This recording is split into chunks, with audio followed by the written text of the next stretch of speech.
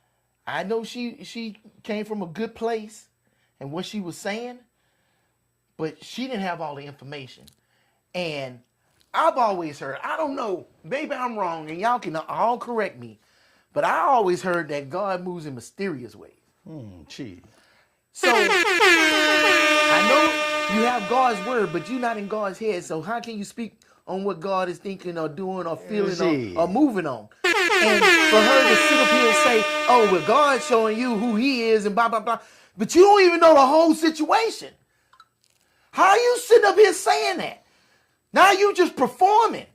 Now you just getting views. And I think that is so, I don't even know the word to use for that. I think it's wrong. It's irresponsible. And you invoking God into it. You shouldn't do stuff like that. Oh, God shows you who he is. But baby, you don't even know how she is yet. You don't know what she did. I ain't saying it's got to be tit for tat, but you remember how I told my story, and I hope y'all heard it, about my second wife, and how she was inconsolable? Yeah. If you have somebody that you cannot console and bring, and if it's your child and you sitting up here mourning too, how many movies or TV shows you show when a child died and you always see that couple breaking up? Yeah. Because that is the hardest situation in a couple's existence. That's the hardest thing they'll ever have to deal with. Forget money, housing, cars, bills, infidelity. All those things are tough, but lose a child. Yeah. That's the hardest thing you'll ever have to deal with. And to sit up here and say it's easy on any person's side, because they basically saying he gave up because he left. She didn't give up because she couldn't even come out of her grief. But see, that's what happened when you get on a damn stage and talk about this shit. Instead of going and talk to somebody that is trained to listen, to understand, and to find answers and solutions. Because that ain't something you can just get on a microphone and talk about for 5 seconds and then you get all the answers. No. Amen, amen, amen. What? Yeah. That's months of therapy right there. That's shit, possibly years. You know what I'm saying? Yeah. And we just saw this shit in a And you're damn only hearing clip. her side. You're only hearing her side. And it's her side is coming across, of course, as the victim. But as you said, you made a good point. You know, if this is this man's child as well, or if he's been in this child's life for years, you know, as a stepfather. Right. You know, I mean, he obviously, if he took that on as a stepfather, then he has feelings for this child as well. And I know that when I've seen people go through things and almost it's almost like they're waddling in the misery. Yeah. It's almost like it's a mud puddle and they just in it. And it just in it and you're trying to drag them out of it. And they just don't have the capacity or even the desire to want to come out of that misery. And so, like you said, great point. This ain't something that you're going to. But I've been saying this for years, though. Even like when you talk about shows like Iyanla Van Zant. Oh yeah. You know, and she comes in and you talking about years of mental terror going on in these houses. Like, I mean, it's like hoarding. Like they've been hoarding a whole bunch of I remember when she went to DMX and met with DMX, you know, and DMX said, I mean, you know, you talking about drugs, you talking about women, you talking about, you know, not being there for his children, you know what I'm saying? There was a whole lot going on. If you think that you're going to fix this shit in a weekend, you've lost your fucking mind. Yeah. It is, like you said, it's a show. It's a show. And so this is a show too. And what happened is these people, I want to believe that for those people to put their business on in Iyanla Van Zant, Dr. Phil,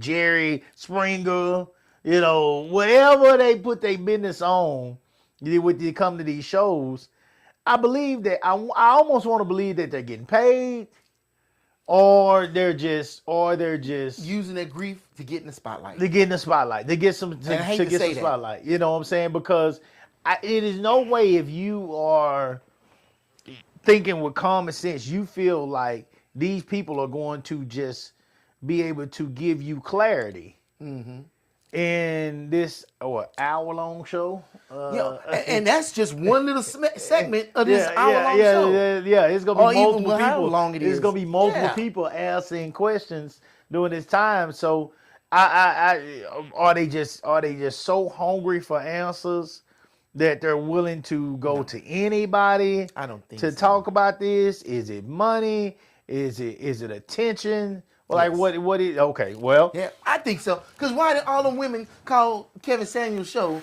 knowing what he's going to do? rip their You ass wasn't, apart. you wasn't going there for answers. You was going there because you knew there's a lot of people who going to watch that shit. You knew he was going to go off on you, and you going to sit up here and set him straight. It's attention. It ain't because you're really looking for answers. Because I think a sensible, intelligent person would know that they are not going to find any real answers going to that show standing up in front of that microphone. You cannot convince me of that. All right, you can't convince me of that. And I get most of the people get up there, they talk, I mess with somebody's husband or something like that. Yeah, they know they finna get called out. Or they'll sit up here, I'm asking for a friend. Like, whatever. Adrian Evans say they get views off of salacious stories and they making money off of allowing people to spill their dirty laundry. Yeah. Giving trash ass advice. Trash ass advice. Trash. You hit it. Trash ass advice. Years of therapy might not heal, but just learn to cope. And ideally, guys, that's I think what you need to be looking for. I don't know if you can ever heal from losing a child. I don't think you do. I don't know if you ever actually heal from it. But as Adrian said, learning to cope, learning to live on, learning to move on with life, even though there's a part of your heart that's cracked open. It's a hole in your heart, and I don't think that's ever going to go away. You know, if you lose a child, I mean, me personally, I can't imagine it. Even losing one of these children that I work with. You I know can't what I'm saying? I don't even want to think about it. It's a nightmare. So, and I know I'm a big old crybaby. So, I mean, I know I would be struggling and hurt for years. So I think that's a part of your heart that would just be broken forever. But as she said, learning to cope. And I don't believe, as you're saying with this, I don't believe that going to a show with all these people around and emptying your heart, you know, in that And then moment. breaking down crying. Because Yeah. she broke down and cried. Yeah. And somebody had to come up there and console her. She's not even over it. And we don't even know how long ago it was. Right. I'm going to say that again. Right. We don't even know how long ago it was. Was it yesterday? Right. Was it last year? Was it 10 years ago? Let me tell you something, Coop. And I got a lot to talk about this. Okay, yeah. That ex I was telling you about, that woman cried every single day. I sat up here, got online. I was trying to come up with any kind of solutions just to be a comfort for her, to hold her up. Yeah. And I failed time after time again. I didn't want to give up on her. She eventually just left. We was divorced after 2 months. Now back to this story. Yeah. I said both of them are grieving. What if both of them was Inconsolable. Thank you. What if both of them? And that's the reason why they fell apart. That's not said. It's so many things that can happen. And I also want to bring this up. I dated this woman, and she had lost her child. It was a baby drowned in the tub, right? It was horrible. I wasn't around for it. This happened to her over 10 years ago.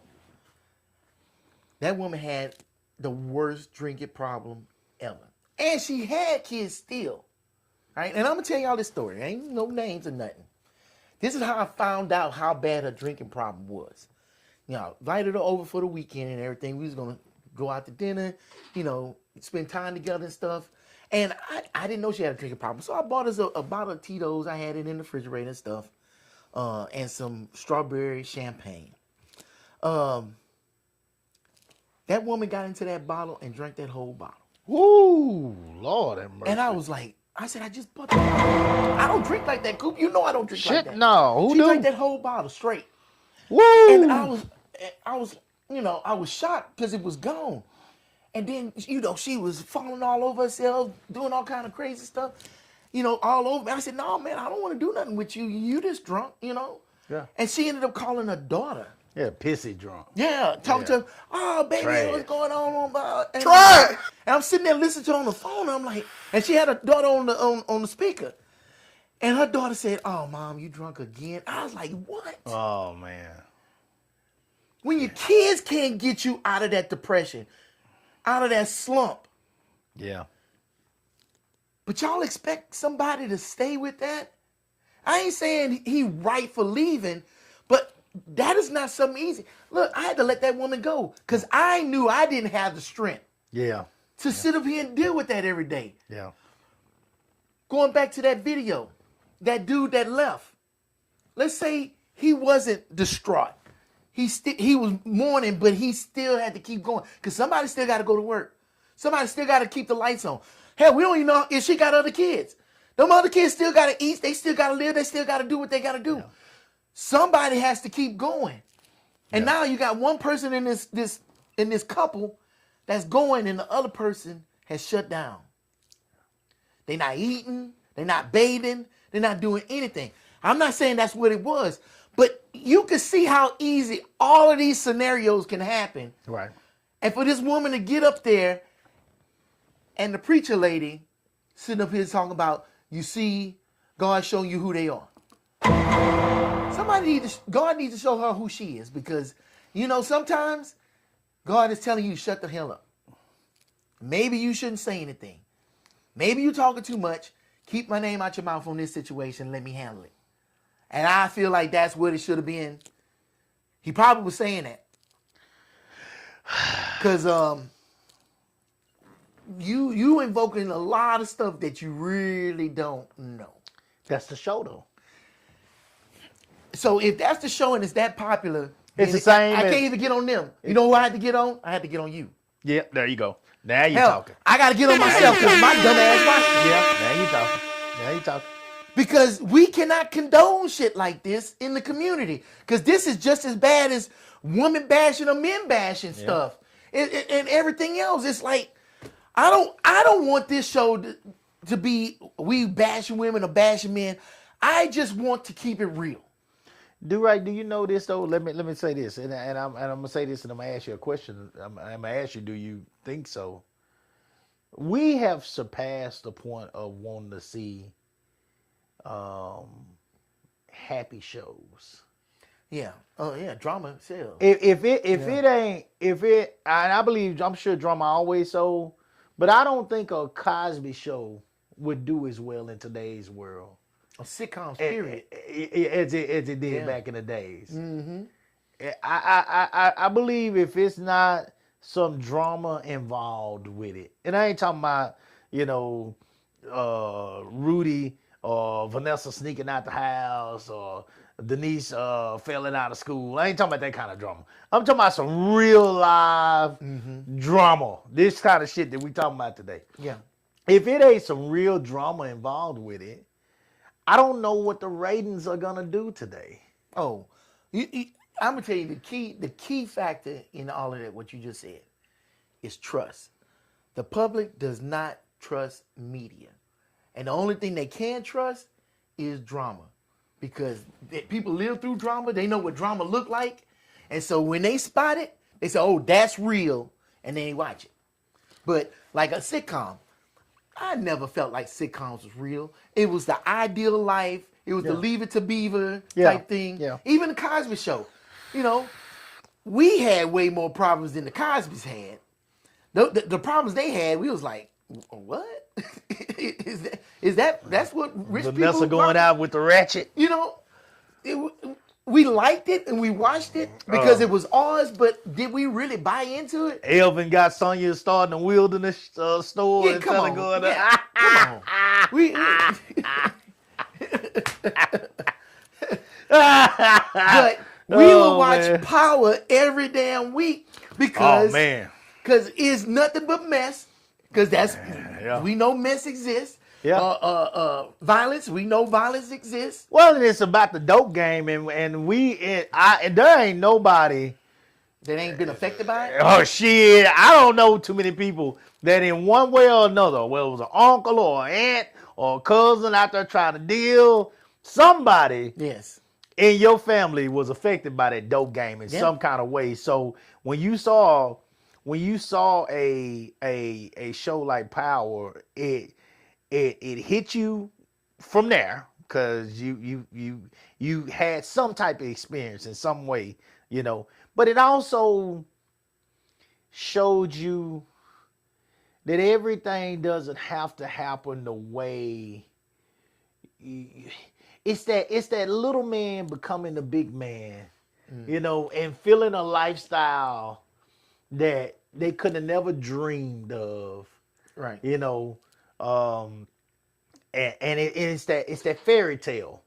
It's that fairy tale for a hot moment, you know. Right. And I was watching Trap Queens last night, and you know, and all of them experienced that fairy tale for a moment. A lot of them, you know, a lot of the women was getting dope from BMF and all them at one point. So they're dealing with some of the biggest people in the game. And I mean, they got money, they're raking money in left and right. I mean, they got furs on that cost more than this goddamn house. You know what I'm saying? Like they felt that lifestyle that people dream and think about on a whole nother level, and for a moment, you know what I'm saying, you know, they had everything in the palm of their hands. And I think people love to live in that fantasy world, and they're forgetting about all the negative that comes with it. Right. For the moment. Oh yeah.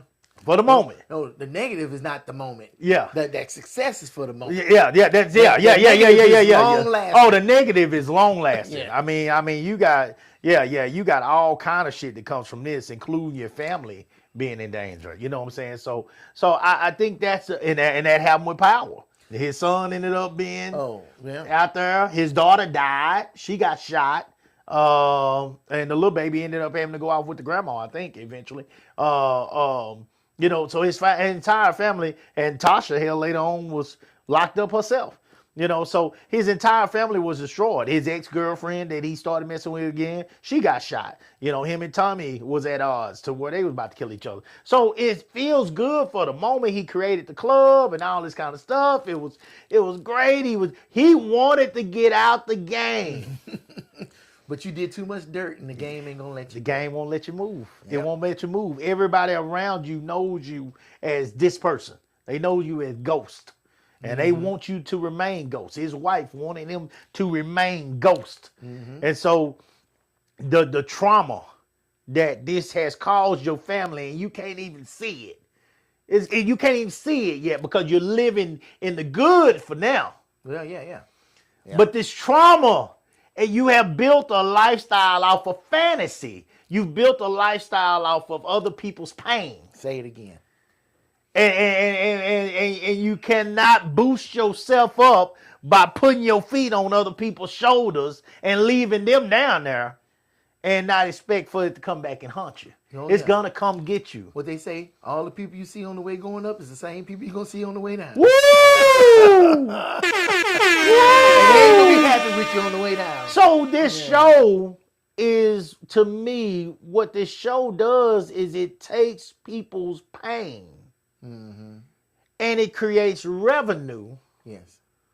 by, you know, allowing people to express their pain to an audience, Yeah. live audience, and on a live stream and YouTube and all that. And you're acting as this doctor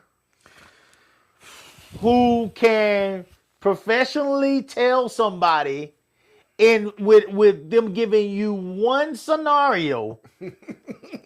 I want people to really hear this. Like, you know, seriously, like, think about it for a moment. Like, I mean, you know, think about what Do Right is saying today.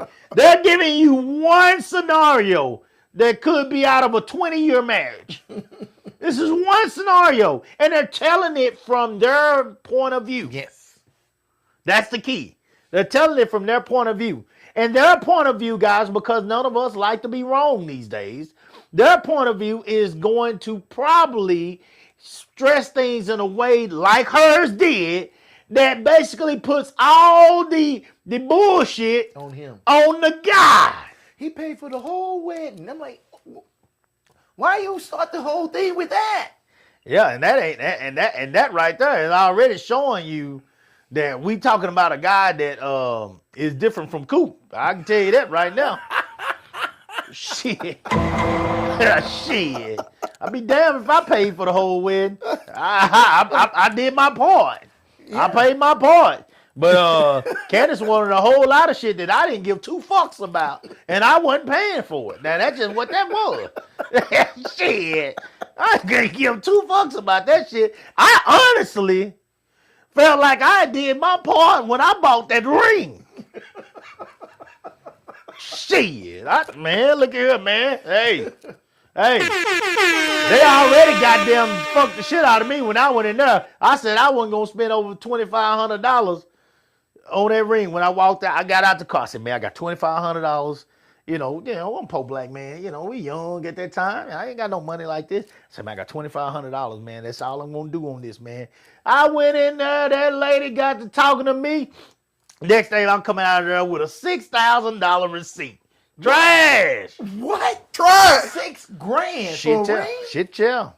For both of them together, the wedding, her ring and the band.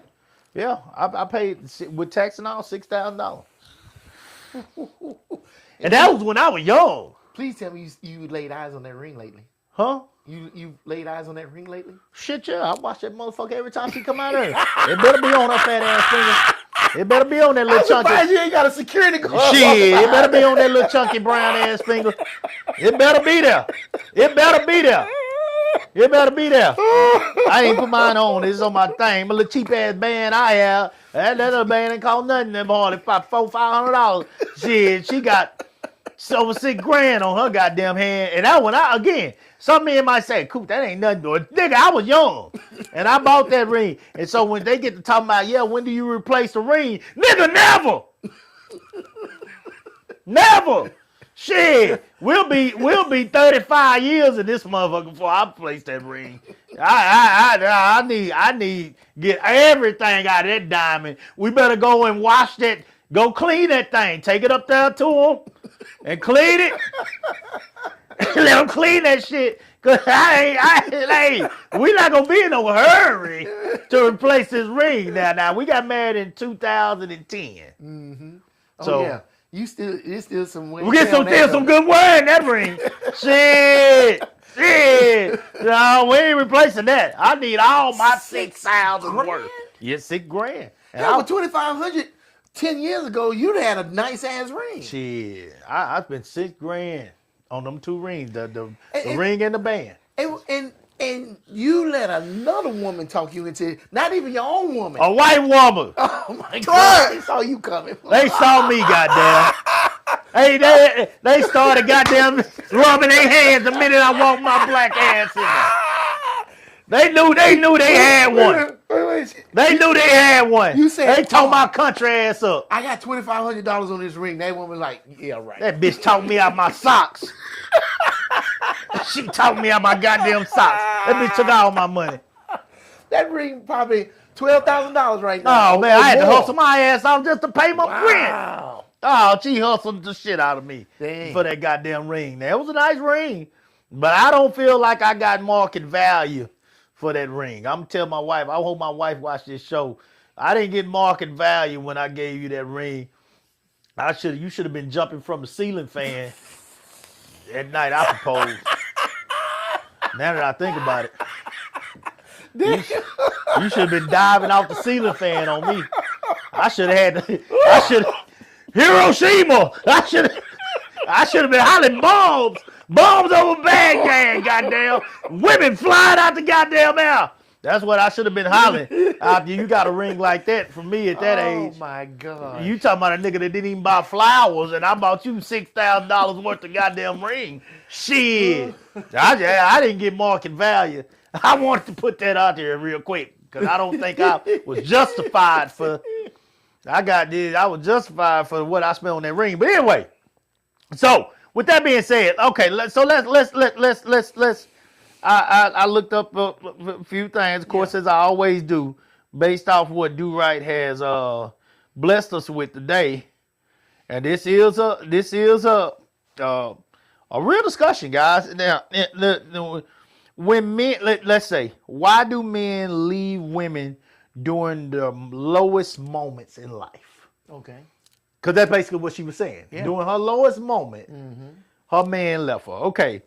When men leave women during difficult life events, such as chronic illness, financial crisis, or intense emotional distress, and I want to believe this was intense emotional distress based on the fact that she lost her child. Right. Okay. It is often a result of complex psychological, social, and emotional factors rather than a simple lack of love. This is not, that's saying it's not that the man don't love this woman. Right.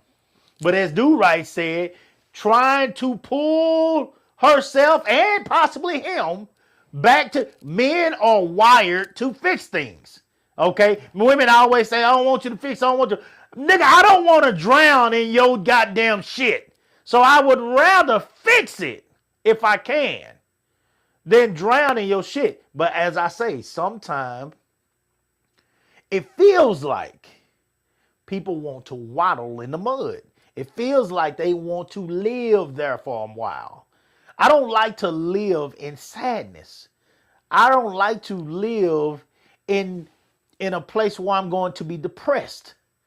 I want to rise out of this, you know, and that's how most men that are what I would consider leaders or pillars of their family. That's how most men are. They would want to figure out a way to get their wife and their children and themselves out of the mud. Let's get out of this rut. Okay? We've been in this rut for a while based on whatever tragic life experiences have occurred. So let's get out of this. So if Do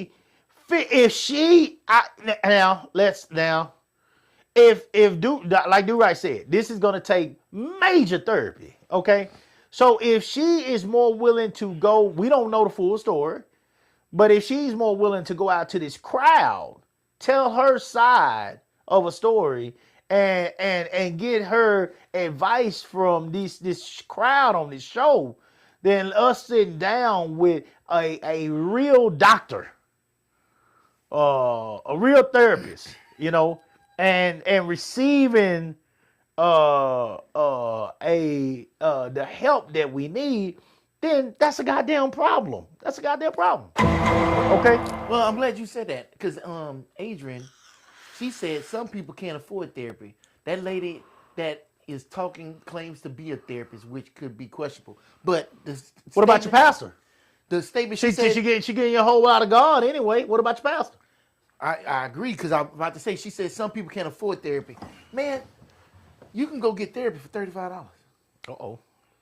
My job brings in therapists, set them up in an office, and you can go talk to them on the clock for free. A lot of companies have that. There's too many avenues to get help.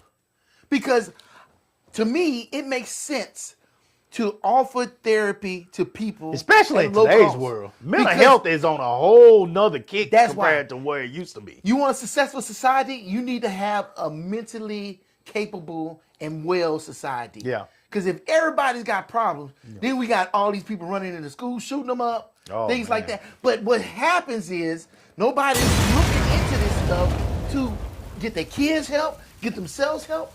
Because a lot of times the parents all fucked up and it trickles over to the kids. Yeah. You know what I'm saying? From the grandparents to the parents to the kids, even the little babies. Soon as the little baby come out, the little kids, 5, 4, 3 years old, putting trauma on the baby. Let me read this to you. You tell me if you think this is true or false. Research specifically, and y'all please comment on this. I want to know what y'all think about this as well.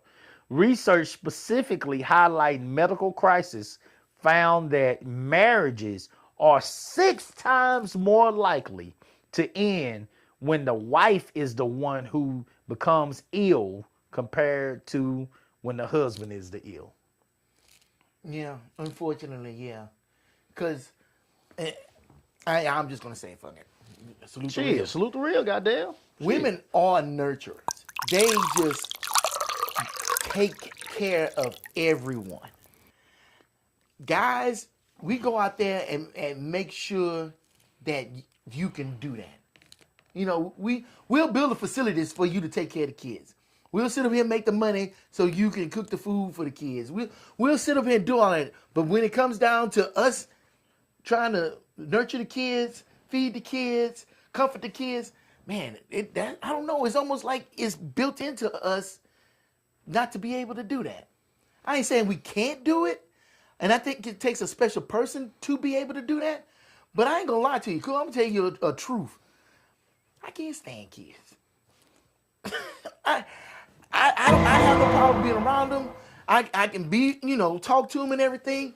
But then when they get to crying or cutting up, oh my! And I get to talk like, man, why did you think that was a good idea? Why would you sit up here and jump off the roof like that? I can't deal with that. Where like Melinda, she'd be like, oh baby, and she start talking logically to these kids and everything, and they get to stop crying and everything. Oh, come on in here. I'm like, I could have never done that. Yeah. I'd be like, you need to go walk that off. Oh, it's a gift. It's a gift. Yeah. It's an absolute gift. You ain't saying nothing. You ain't saying nothing that a lot of people don't say. Shit, you hear that? Fuck them kids all the time. You hear that? That's a norm now. Like it is a gift to work with children, and I think that's why people. I can only work with them in my type of setting. Right. And that's why I was okay with letting go of the teaching when I started teaching. That's why I was because that's not my setting anymore. Yeah. This is a new world when it comes to teaching. That world I was in was a bunch of young, honestly, white and Hispanic women that just felt like the approach to youth is my approach, for example, is very old school. Mm-hmm. Let them act out. Let them do this. Let them do that. You know what I'm saying? Because you don't know what they are trying to tell you. And, first thing came out my mouth. Bullshit. Bullshit. Yeah. Bullshit. Fuck them kids. When they in my class, they gonna sit their ass down. For real. They gonna sit their ass down and hear them. I'm gonna blow this goddamn whistle, and when I blow it, I better not see a goddamn arm move. I better not see an eye blink. Everybody, nigga, don't nobody move but me. The same shit you said when you rolled 7 of them dice. Don't nobody move but me. That's my money. Don't nobody move but me, motherfucker. This is my class. All right? And you gonna respect me, and then I'm gonna respect you. And that's how we gonna make things happen here. We gonna have success because this class is gonna start with respect. Okay? And if anybody got anything to say, come to me. They parents want to come, they got something to say, tell them to come to me. And we ain't gonna have no problem. Principal, you can tell her to pass you. Send her on down to my class. And I'll tell her why I goddamn had his ass over in that corner looking at that wall all day long. I'll tell her why. That nigga was jumping up and down in his goddamn, and I got on his ass. We ain't gonna play this. See, my time has passed. Mm-hmm. That's not the approach that they want anymore. Yeah, yeah. My time has passed. And so, with that being said, I respect that. But I know it works. Because I got parents every year that are afraid or nervous when they bring those kids out to the track club. My baby don't like being out in the sun. And Coach, can we try it out first? No, you ain't trying nothing. I'm not working with your kid until you sign them up because it is a liability on us. Be out here working with your kid, you passed out, you ain't part of the team, you ain't got no membership, you got a problem. Now you trying to sue me. Fuck that. You're going to sign them up, okay? Mm-hmm. And then you're going to bring them and you're going to send them out there with this coach. You know why? Because he don't run shit. He don't run a goddamn thing. This nigga is 6 years old. Fuck him. You send him out there with me, and he going to be a part of this well-oiled machine, and you're going to see instantly that everything you've been afraid of is bullshit. Yeah. He gonna jump into this shit because kids like structure if it comes from a place of love. Now, I'm gonna break his ass down. I'm going to break him down like a goddamn fraction. But I'm going to turn around and I'm going to pick him right back up. And I'm going to love on him. The shit works. It does not fail if my parents get the fuck out the way. Take your ass out there in the car if you can't stand your kid being fussed at. Take him out, get out in the car. Go, like drop him off and go sit out in the car. Play goddamn puzzles, Pac-Man on your goddamn phone or something. And leave me alone for these 2 hours. And you watch. Give me 1 week. And he'll be asking you to come back to practice next week. Oh yeah, because He done worked harder than he's worked all his life probably out here with me. But you give me a week, give me 2 weeks, and he'll be asking to come right back. Probably get more praise out there on that track than he get anywhere else. Come on, man. Shit. All these coaches out here telling him, good job, popping him on his butt, good job, son. You know, we break him down, but we build him back up. Yep. And it does not fail, okay? But that's the same thing that you got to do with these people. You're going to have to break down this wall of bullshit that got their minds clouded right now, okay? Their judgment is clouded. Their minds are clouded. Everything, their to-do list that they normally would have is not getting done because they're fucked up in the head right now because of whatever they've gone through. And these people that they're leaning on, they're all props. They're all props, guys. They're not real. It's fantasy. You're just going out here and you're leaning on a bunch of pillars of bullshit. And they're gonna sell you whatever they can sell you because there's a audience out there. That's a target audience for these type of people. It's working, guys. It's working because we watch this shit. There are people that are going to say, "God damn, there go the money, cha-ching." Let me take what I'm capable of doing, which is. To me, you ain't no better than these Christian nationalists because you're utilizing the Bible,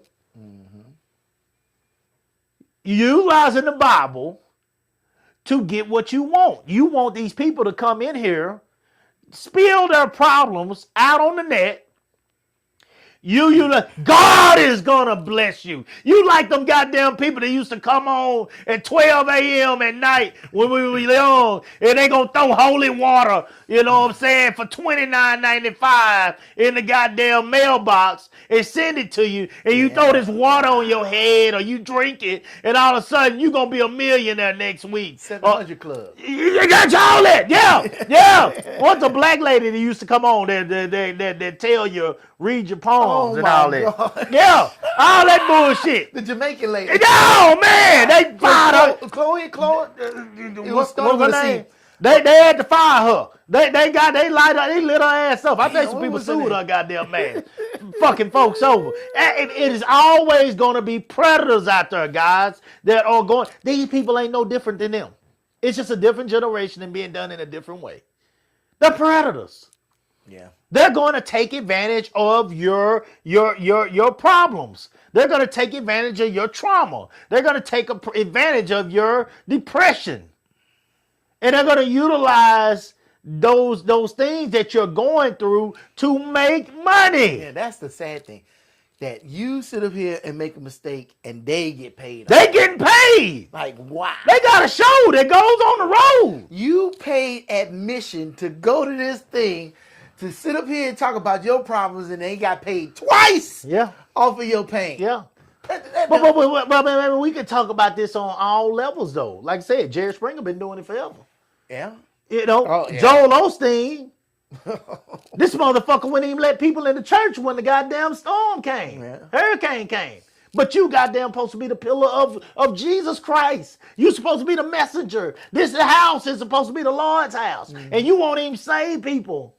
Mm-hmm. You won't even allow people to have security when in the time of storm. Well, but God didn't tell him to open them doors. Fuck him. That's basically what he said. Fuck him. He didn't get that message. He got the message that you need to give him. The tithe need to be paid and the roof need to be fixed. Fuck him. But he didn't get the message. The phone was off the hook. Well, and so here we go.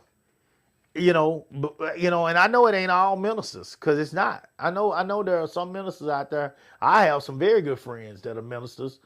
Pastors that that would give the shirt off their back and would do whatever it took to help people. And those ones that don't be in the limelight, like them other fools. Right. That's But the sad part. It's them that get a bad name, just like it's bad cops that give good cops a bad name, just like it's bad teachers that give good teachers a bad name. Any profession, guys, anything where you're supposed to be helping people. Coaches out here that keep molesting these goddamn girls and boys, you know what I'm saying? Ministers, priests, popes that keep molesting these boys and doing things to them that they shouldn't do. You know, these are the people that give good people a bad name. These are the people that got my people every single time I take some of them girls, you know, on a trip, or I take them with me and stuff. Coop, don't do that. Don't do that. Don't do that. You know, because, you know what I'm saying, they don't want them girls say something. And I just believe that first of all, these parents wouldn't have sent these girls with me if they didn't believe in me, you know, and two, you know, I honestly believe that, I really do believe. Now, this might be me being very naive and foolish, you know, in the past. And I don't want to do it, guys. But if those kids have an opportunity because I helped them to do it, I'm going to try my best to help them, you know. And I've gone too far sometimes. I've moved these kids in with me, and it's created problems in my own household. You know what I'm saying? So I know the length that you have to go through sometime to help people to get out of situations that they're in to find some success for them. I know the length because I went there. And again, I don't sugarcoat it at all. It has created problems in my marriage. It has created problems with my daughter, you know what I'm saying? Because I was paying as much attention to these kids as I was to my own family, you know? And you're trapped, you're stuck. You don't know, like in your mind, you're feeling I'm doing the right thing to help kids, but at the same time, I'm creating a wedge In your own family. in my own family. Yeah. You know, and so this puts you in a situation where my work cannot push my family away from me. You know, and you are praying and you are asking God, show me a sign, give me something, and He did for me. You know, but I know that you got to reach beyond this scope of people that, you know what I'm saying, that looks like it's a great platform. It's just a platform, and people are making money off your trauma, and they're utilizing you, you know, to entertain a crowd of people that's paying, you know, or liking and creating money for them through revenue for them because of their likes and shares, you know, to listen, you know. And these folks, I, you know, and I'm not saying they're not professionals, but again, I'm talking about all the shows. Iyanla Vanzant. I mean, I'm serious. She's been on that show. She has been on that show. That's right. And so they have been making money this way. This is nothing new, you know. This has always been around, you know. But if you feel like your problems are going to be solved in that one, you might just be getting an opinion that day. But again, if you're telling things from your side, which I believe that the women are doing, then how you feel like you're getting a true opinion? You're just hearing what you want to hear. Who's not going to agree with you when you tell the story the way that woman told the story? She told the story basically from her side and her side only. First of all, this man left me after my son died. Mm-hmm. He was willing to pay for a wedding, which, like Durai said, that part wasn't even relevant. Yeah. Who the fuck cares who paid for the wedding? He was willing to pay for the wedding, you know, but he left me after my son died. Then, bitches, that means if he spent all his money for this goddamn wedding, he actually wanted to marry you pretty bad, okay? And if he was willing to leave your ass, like Durai said, maybe it'll hit a plateau when it comes to his level of willingness to hang in there through the trauma that you not only was going through, but you were taking him through. Yeah. I can't heal if you keep dragging me back down. Or you lose your child and you lose your wife at the same time. Your son dies, and then your wife pretty much dies right there in front of you, but she's still there. vegetative state. A shell.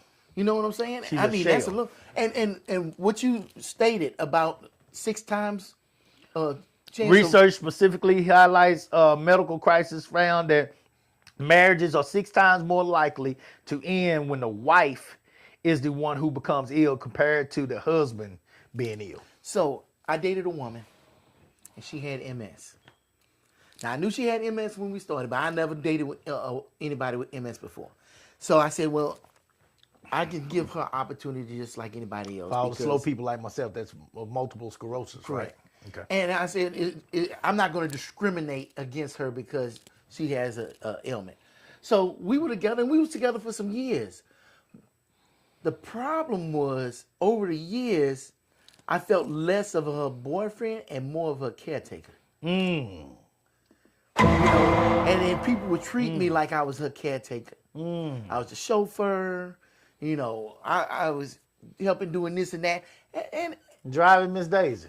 it was in me to help me do that, but it didn't feel like it was I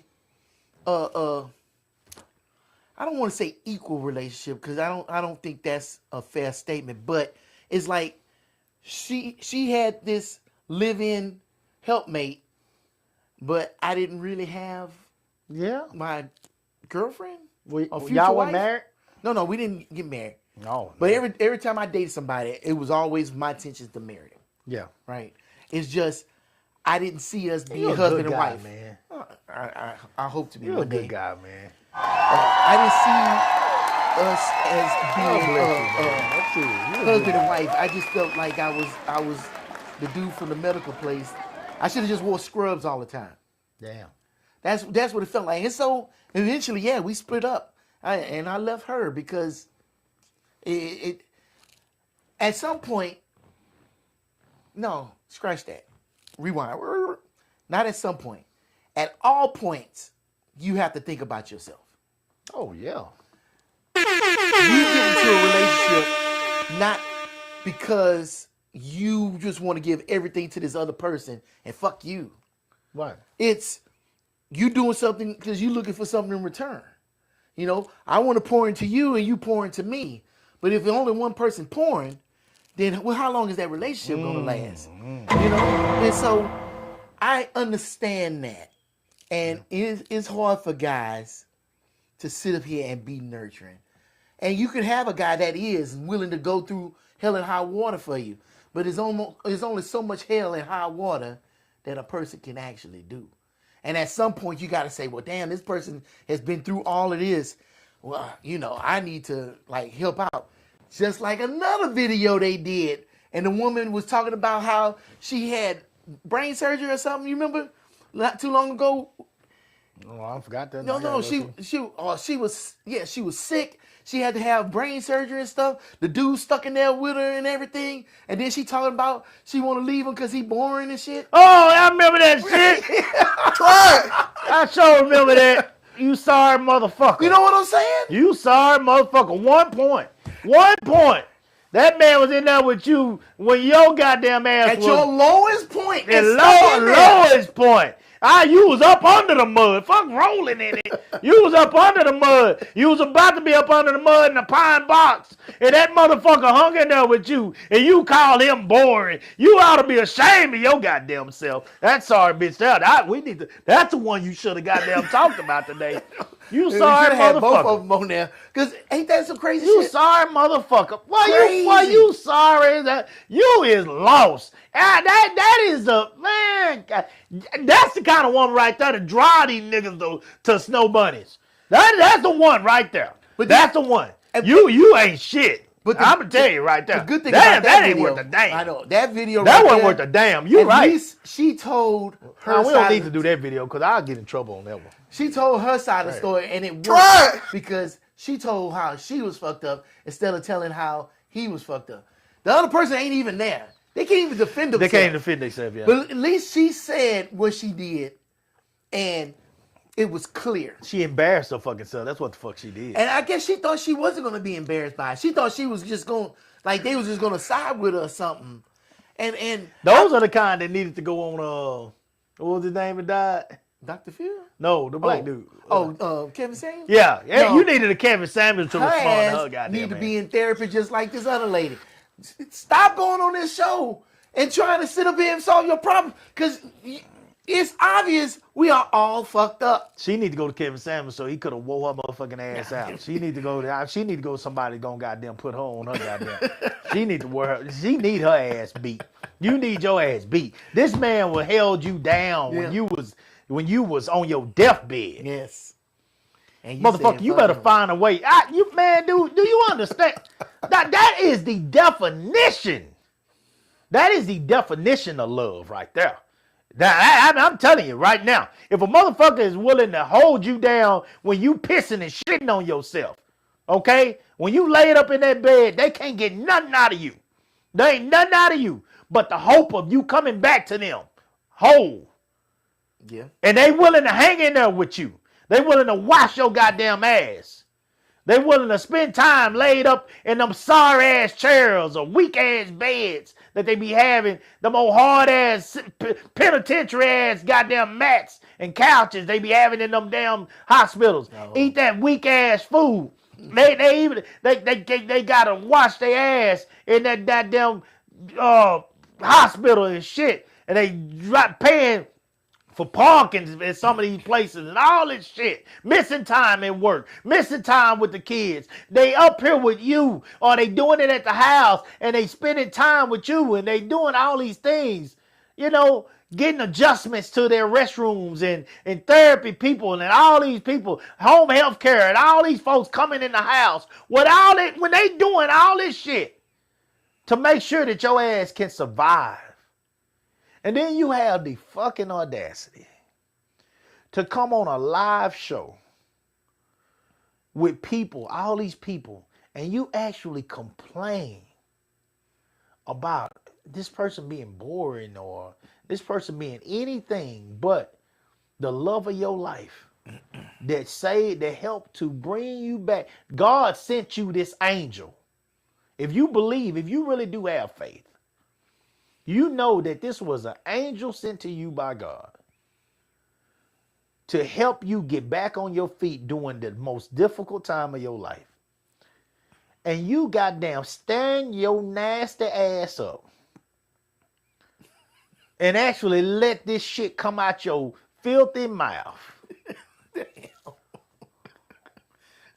Damn, cool. No, fuck her. I'm serious. I mean that. I know you I'll do. tell her to I know her you face. do. I'll tell her to her face. Kiss my ass. But on That the- man put in more work for that woman. Oh, yeah. I don't know him, For but two I would look at surgeries. him Yeah. and shake his goddamn hand and say, man, I don't give a damn if you never find another one. You did more work than a lot of men out here who have been married 50 years. Mm-hmm. Because you did work that did not have nothing to do with your career. It did not have nothing to do with your kids. It was about this woman that laid up next to you, and the way she talked about him, she probably wasn't breaking him off anyway, the way he should have been. She probably wasn't doing shit. It was probably weak ass pussy. It was probably all that shit was probably weak, trash. And that man, if you got that, because if you could say that about a man after he done held you down like that, you're not going to make me believe, without hearing the rest of the story, of course, like this other one, that this woman was going all out for this man. Wasn't like she was putting them heels on and meeting him at that goddamn door. You ain't going to make me believe it. Wasn't like she was pushing him down on the couch with a cowboy hat on and treating him like a bull in the goddamn rodeo. You ain't going to make me believe it. She wasn't doing none of that shit. Not with effort. And this man at your lowest held you down. And you made your way to this motherfucking show. You got up and drove to this. This didn't happen by accident. Right. When they talk about, see, premeditated. Yeah. This was premeditated. You bought tickets. You bought tickets. You got dressed up. You got dressed. Robin bought a new outfit. You know she bought a new outfit. Went with her girlfriends. Got with her girlfriend. Gas in Drove the car. to the car. Put gas in the Stood car. in line to get Snaps in there. on the petrol. $3-4 now if they did it. And drove your ass to this place. And I don't know how the process worked, but she probably had to write down her question, submit it on the card, and they pick who they want to call. And like stand up to speak at the school board. You had to go. You can't just stand up and go speak. You got to write down and tell them that you want to have your 3 minutes. Yeah. Okay. And she stood up, and that's what came out that motherfucker's mouth. And on the flip side of that, Coop, A bullshit. flip side of that, Bullshit. once she told on Bullshit. it, and the panelists got a hold to it, our preacher lady, did she sit up here and say, "Oh, God brought that man in your life, and you just threw him away. Bless that man's heart. That man is..." No. She just talked about her and told her how fucked up she was. But she doesn't give that man no credit for sitting up there and stand and being there. As much as she sat up here and told this other lady how God was showing her that this dude is trash. How many other ways can he see that God can show you this man is trash? Where's all that bravado at? Where was all that bass in her chest? Where was it? You know, there's some people on the panel, I can respect them. There was one lady, she just be like, "Girl, you better get your money. Fuck these niggas." And I'm like, okay, fair enough. You honest. Right. I'm sorry, but that other lady, I don't feel like she's honest. And to back up my feeling, she's on every single clip. They put the money makers, they put the closers on the clips. She sells. And it's like, and What is the? Let me ask you this. it's something like what they call a false prophet. What? Let me ask you. Oh, okay. Let me ask you this. What is the target audience? Black females. There you go. Black females. That's all black females. Who has? You got to be spiritual. You have to be religious. You have to be a church-going man, God-fearing man, blah blah blah blah blah, or a woman on their list every single time when it comes to who they want to date and be married to and all that kind of stuff. Who has that on there? Do you think? Oh, do you think more is it- black women or black men have that? Black women. So if you get a church-going, God-fearing black woman that's gonna use the Bible to basically answer all these problems, you got your target audience. You're a winner. I guess I have a problem with this, Coop. You're a winner. It's real simple. If you are a Christian, a real true Christian, and you follow the word, why would you be in that auditorium in the first place? Oh. Why would you want to be in association with these people that sit up here sleep with other people's husbands, other people's wives, doing all of this decrepit stuff? Well, because God says, "Come as you are." But that's not church. That is not church, but That's what I'm saying. I can see you in church. yeah. But why are you going to this auditorium with all of this stuff? Why are you hanging with these people? That's not your people, Christian. But then the whole audience get quiet. Amen, amen. Oh, so y'all all go to church then? Then why are y'all in there? And you a Christian, why are you doing these things you stand up at the mic doing? They ain't getting the right answer at the church. Oh my goodness gracious. Societal conditioning and gender roles. The provider identity. Many men are socialized to define their worth through roles like provider and problem solver. When a partner is at their lowest, they often need emotional support rather than a physical fix. If a man feels he cannot fix the situation, he may feel like a failure and withdraw to escape that feeling. Didn't I say that earlier? Yep. AI ain't got me beat, goddamn. I see that shit. I felt that shit. I lived that. And when that woman told me that she was going to divorce me, because she was going to divorce me, dude, I was broke down because I was doing everything in my power to help that woman. Right. Everything. And I could do nothing. I felt so useless. I felt small. Yeah. And when a man starts feeling small, a woman gonna start losing attraction for him. Oh. Automatically. Why most men don't cry in front of women? Because they feel like they women see them crying, they ain't gonna be attracted to them. they vagina gonna fucking dry up like the Sahara Desert. Fuck that. I cried in front of mine, and I wish she would. That's not every woman. Yeah. But there's a lot of women out there. Mine knew why I was crying. I was going through a time, and I still will. You know what I'm saying? Anyway, I wish somebody would take mine for weakness. Shit. Caregiving gap. Traditionally, women are socialized to be primary caregivers from a young age. Men may find the sudden shift from being cared for to being the primary caregiver overwhelming, leading to higher levels of stress and a quicker path to emotional burnout. You know, when you said that, it brought me back to my childhood. My brother and sister-in-law had 5 kids. The oldest daughter, firstborn, she got old enough.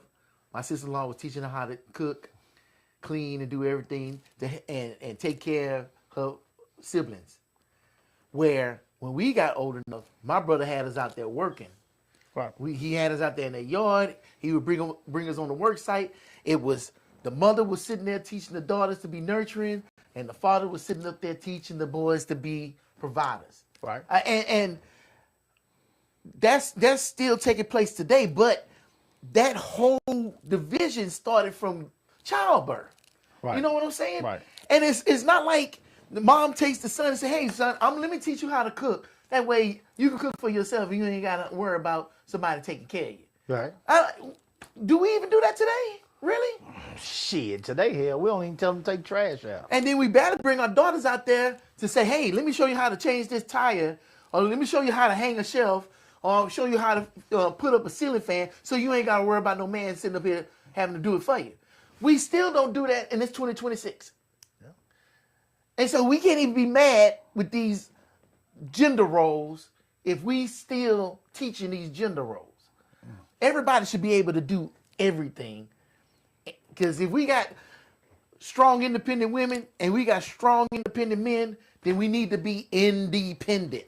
And then understand we independent. So when you had that biological urge to mate and be with somebody from the opposite sex, and you know you independent, you also have the common sense to say, okay, I can't be independent no more. Let me take what I know and add to this person. And this person adds to me, so we can be an independent couple. I don't know. I don't know. And I don't know. You will hear me say I don't know so much because I don't know. It just makes sense to me, but it's not what happens. You know what don't sound right, though. Yeah. Yeah, there you go. You might not know what works, but you know what don't sound right. You want to read some of them? Oh, look at Kayla. So Adrian Evans, she said the other side of that is if there are already issues in a relationship that when a lot of men move on. Let me read that again. Something might not be right. The other side of that is if there are already issues in the relationship that when a lot of men move on, in general, men are supposed during illness while women face, I can't read that. Okay. I don't understand. She said above it, Candy said about I'm sorry, Adrian. Housewives of Atlanta. People don't want positive stories. The show don't make. Yeah. Hey y'all, I definitely teach my boys to cook. Agreed. Everyone should be able to do everything. Yeah, I agree with that. Yeah.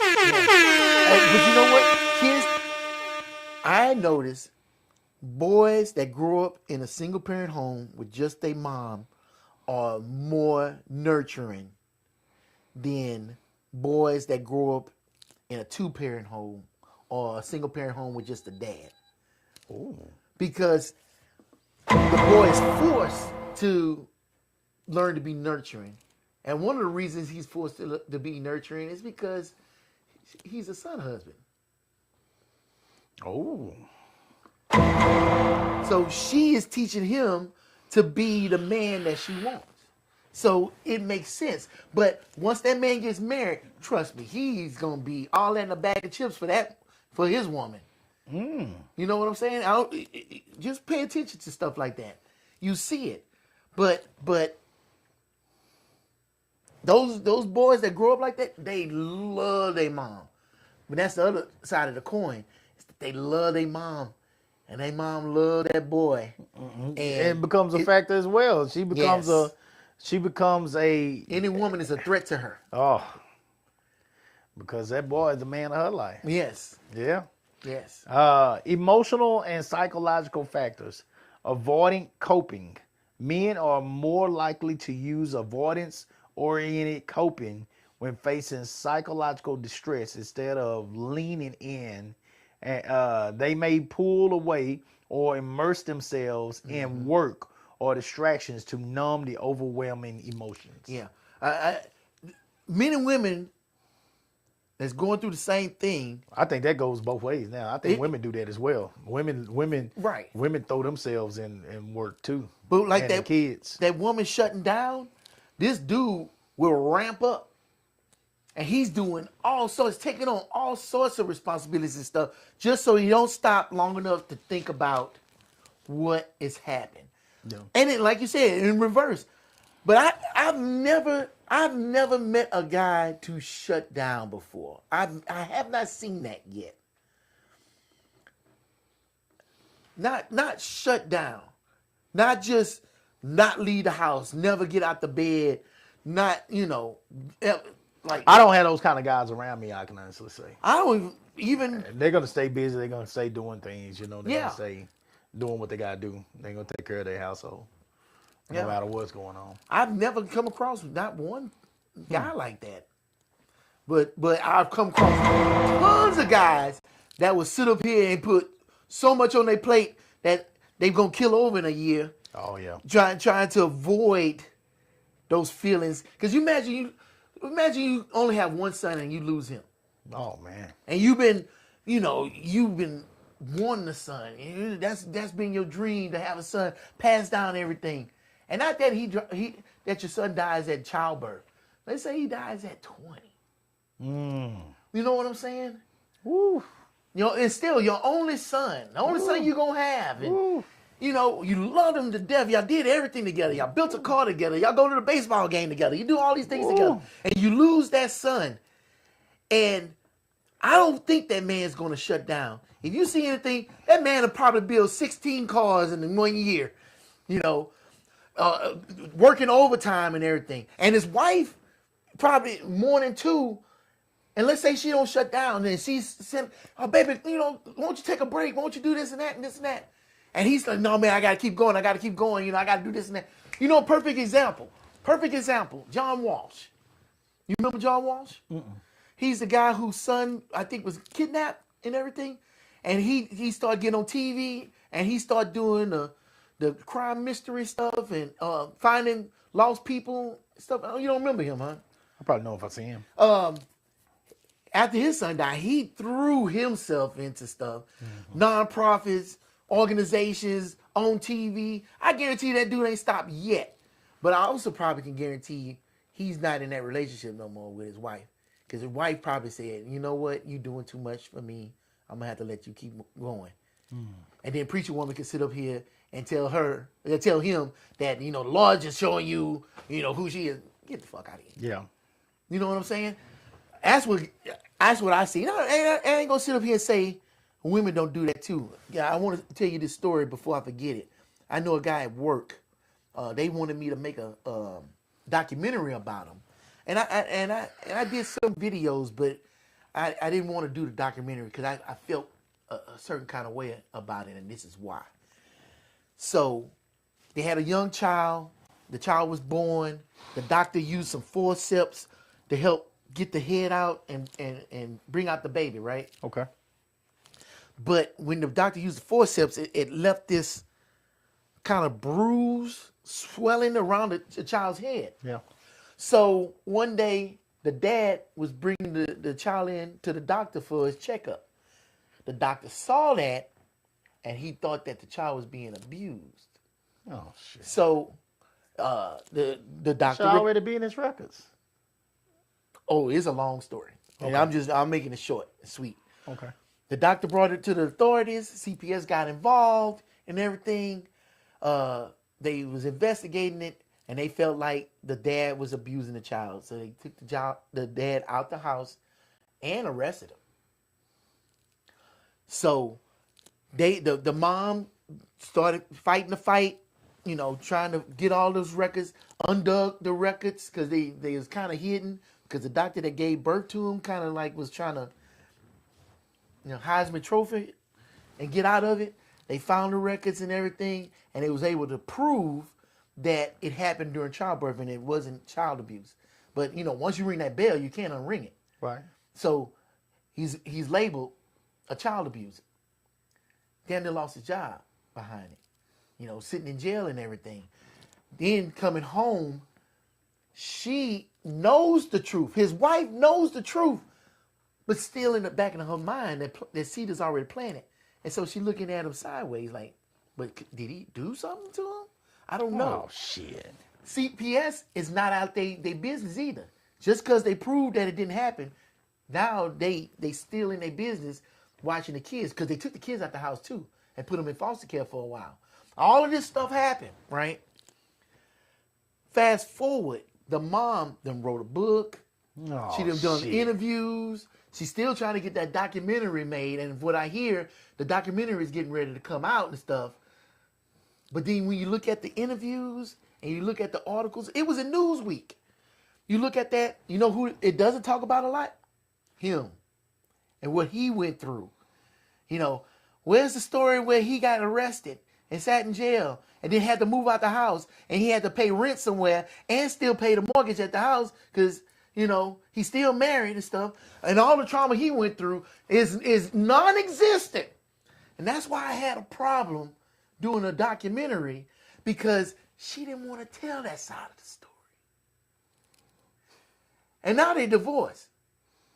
It's funny how that works. Oh, well. And you let her tell it, he gave up. No, it's about her career now. It's about her now. It's time for her to shine. That reminds me kind of like a Charlie Kirk wife. Yeah. Took full advantage of that situation. And now it's about her now. Yeah. It's about her now. And it's both their kids. They both went through the trauma. And Drewski goddamn fired up. You shouldn't do that. All he did was do what you been doing, bitch. You been all over the goddamn TV. Sparklers going all off and shit. You goddamn all of a sudden, your untalented ass is all of a sudden you the man now. Now that your husband gone. Yeah. I ain't never seen. I'm Never like seen them. I ain't never seen her beforehand. Yeah.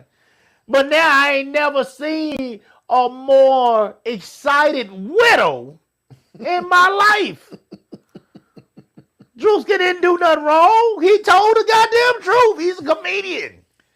He's a comedian. He used everything you do or you have done to make a comedic skit. And show me what the fuck he lied on any of it. Everything he did shows you doing exactly what you did in some form of fashion. And he's done it with blacks, whites, he's done it with the black priests, he's done it with everybody. So why are you gonna say, oh, that's racist? Man, it's trash. Bitch, you been doing this shit. You are an excited widow. You are going out and getting money now. What Charlie Kirk left you, that ain't enough. You gonna become a pop star now. You gonna become this is about you now. So when DuRay says that, there are people that out there that are going to take advantage of the situation and get the most out of it, and a lot of it is about them. Yeah. Yeah. It's about them. This has now changed from I'm going to take my sadness And profit from it. and Yeah. my trauma, and I'm gonna turn this around. I'm gonna flip this, and I'm gonna make myself the star I want to be. And you know what? Ain't nothing wrong with that. If you want to sit up here and flip your trauma for it, you can do whatever you want with your trauma. I think the main point of our show is when there's other people sitting up there flipping your trauma out to profit from it, Yeah. they wrong as hell. Yeah. Well, and it's Because I ain't also mad at what's her name? Something Kirk. I don't. Charlie Kirk White. Yeah, she. I ain't do mad at her at She all. can do all that all she wants. I ain't don't mad at it care. at all, but just understand when you put yourself out there in the public, Yeah, don't you be- are free yeah. game. Yeah, for real. You It's free like, game. I don't know why And y'all- I mean, he couldn't have Drewski. That couldn't have been more brilliant because it is the unknown. We don't see that kind of stuff. We really don't, guys. Do you think about it? How often do you see a person's? I mean, it's really sad. I mean, but how often do you see a person's spouse be assassinated? The way Charlie Kirk was. Let's be 100 now. This man was shot in front of thousands of people, He was shot dead in the neck, killed, assassinated, by who and for what reason and all that. And I honestly think it was that other side sacrificing him, but that's just my opinion. Who the fuck am I? But regardless of how it happened and why it happened and all that kind of stuff, that man is gone. He's no longer a husband. He's no longer a father. He's no longer whatever he inspired to be when it comes to politics. He is gone. His body is gone. He is a spirit now, and if you have faith, you believe he either gone to heaven or gone to hell or whatever. He's gone. And I have never, to this day, until her, seen a spouse more happy in a short period of time. I've seen them move on and continue the work of their husband or the work of their wife or open up charities and all this kind of stuff in their name. You see that all the time with cancer and stuff like that, different type of illnesses. You see people open up stuff in their spouse's name all the time. You see that all the time. Yeah. To keep their spouse's name alive and all that. But I'm talking about the excitement. I have never seen that before. So Drewski was brilliant. He played off that shit. It was brilliant. But he's a comedian. He gets everybody. He had just got black pastors. I know. But So- they was mad too. Everybody mad, not Fuck because of them. a thing. They mad because when you put that mirror up and you show them who they are. Show me the lie. Yeah. You can be mad. You can be mad, but show me the lie. Show me the lie. Show me the lie when Drewski put them red shoes in there.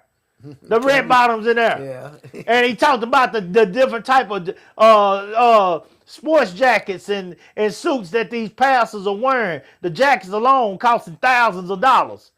Show me the lie. These people are investing up. Now I got no problem with it.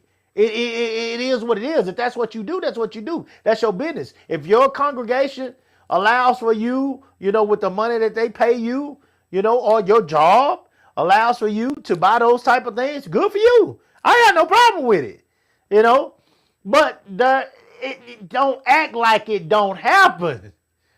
Don't act like it don't happen now. We all know it happens. We all know some of y'all riding that lack, and when the people come up to y'all outside of that church, when the spotlight ain't on you, and it ain't people coming up to the altar for prayer, when they coming out to you in that parking lot, shit, you'll shoot them a finger. Some of you will, all of you won't. But it is bad ones in every scenario, guys, that make the good ones have to prove themselves to the community. And you should always be willing to prove yourself. I'm always willing to prove myself as a coach. I got a full plan. And anytime one of my parents asks me, I can sit down with them, and I can break my plan down for them, and I can tell them, you trust the process because I have a plan. It might look like we just out here running out of here shit and just doing shit, anything, any day, every day to you because you don't understand what I'm doing. I got a plan. And when you try to add into my plan, you don't know how you hurting the kid. So leave it be. You brought them to me, let me handle it. And if that pastor can break down everything like that to you, what we talking about here? Cool. If Charlie Kirk's wife can break down why she did this and why she did that, cool. You know, but if somebody I am an animated coach, you know, I'm very passionate. So if Drewski came and wanted to make a skit about Coach Cooper out there, I'd laugh because I understand. I'm nuts. And it's funny. Like I be out there, I say the first thing that come to my mind out there when I'm out there coaching. Well, for whatever reason, she did this. So, you know, don't get mad because this man is telling the world in his own way, comedic way, what you did. You did it. You know, we're going to have to get on Chili next Wednesday too, or whatever day. I don't exactly know what's going on with that. We can talk about that. Yeah. We're going to have to get on Chili, goddamn ass too. A couple of more of these guys real quick. Fear of vulnerability. Opening up and being vulnerable can be perceived as a sign of weakness due to traditional ideas of masculinity. We were talking about that a while ago. A partner's lowest moment often requires deep emotional intimacy, which may trigger a man's fear of being trapped or engulfed by feelings he doesn't know how to navigate. Totally agree with that one. I think that's a good one. Men being vulnerable is a very hard one. Relationship dynamics and expectations. We'll read a couple more, guys. Relationship dynamics and expectations. Loss of the caregiver. In many relationships, the woman performs the bulk of the emotional labor. When she hits her lowest point, she is no longer able to provide that support. The man may feel he has lost his primary emotional anchor and leave to find a blank slate or a relationship that feels less burdensome. Okay? So if the woman all of a sudden is the one that's going through, you know, this thing and she can't be that anchor for him, then he might get the hell out of Dodge. You know what I'm saying? I guess is what they're trying to say right there. Well, you think that's possible? Yeah. You don't know? Yeah, I think it's possible. I was just thinking that guys try very hard to keep relationships. Yeah. You know, so for a guy to sit up here to want to walk away from it, it's got to be pretty bad. Yeah, I agree with that. Role disparity, the shift in power dynamics from a partnership of equals to a caregiver dependent relationship can erode the romantic and sexual bond. Some men struggle to see their partner as a romantic interest when they are primarily focused on their care. I don't understand that. I guess if you're primarily focused on your care, you know, it's hard to look at them as in a sexual manner. You talking about the guy? If the guys, so all these are talking about why a man would possibly leave a woman at her lowest moments. So if she's broken down and needing a lot of assistance in whatever kind of way, trauma, Okay. it would be hard for the man to see her sexually because and so it breaks down the romantic or the intimacy. I would disagree with that. Okay. 'Cause with guys, they just want to stick it in a wet hole. Unfortunately, that's guys. You Try it. yeah. One of the most famous country songs is the stripper is more attractive when she crying or some shit. Look, that's just guys. I think what it is that Is that the same with your wife though? yeah. Yeah, come on, it's a guy thing, right? I think what happens is I can honestly say I don't think so, dude. Right? you don't think so. Attractive. When Candace is in those moods like that, she can walk around here naked and I'll walk the fuck off. And that trust me, that took something for me. But Oh, it wasn't like that in the beginning though. hell no. So yeah, you was just But- like but the rest over of us. Over time- time, you learn. Yeah, over You time- can train any dog, bro. I don't even want to. I don't want to poke nothing. I'd rather go in there and I'd rather go in there and just jack off with something. But see, than poke up. but with that proves the point. Over time, you change to the point to where you don't even look for it no more. Because we talking about why would a man leave a woman in her lowest point? Let's say that woman. So if she's always down like that, or that's what I'm he's not saying. sexually attracted to her anymore. Right, because he's trained himself not to be, not because he doesn't want. Well, I wasn't sex. trying to be. Yeah, but it didn't matter.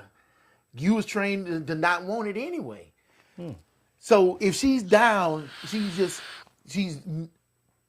this distraught person. Right.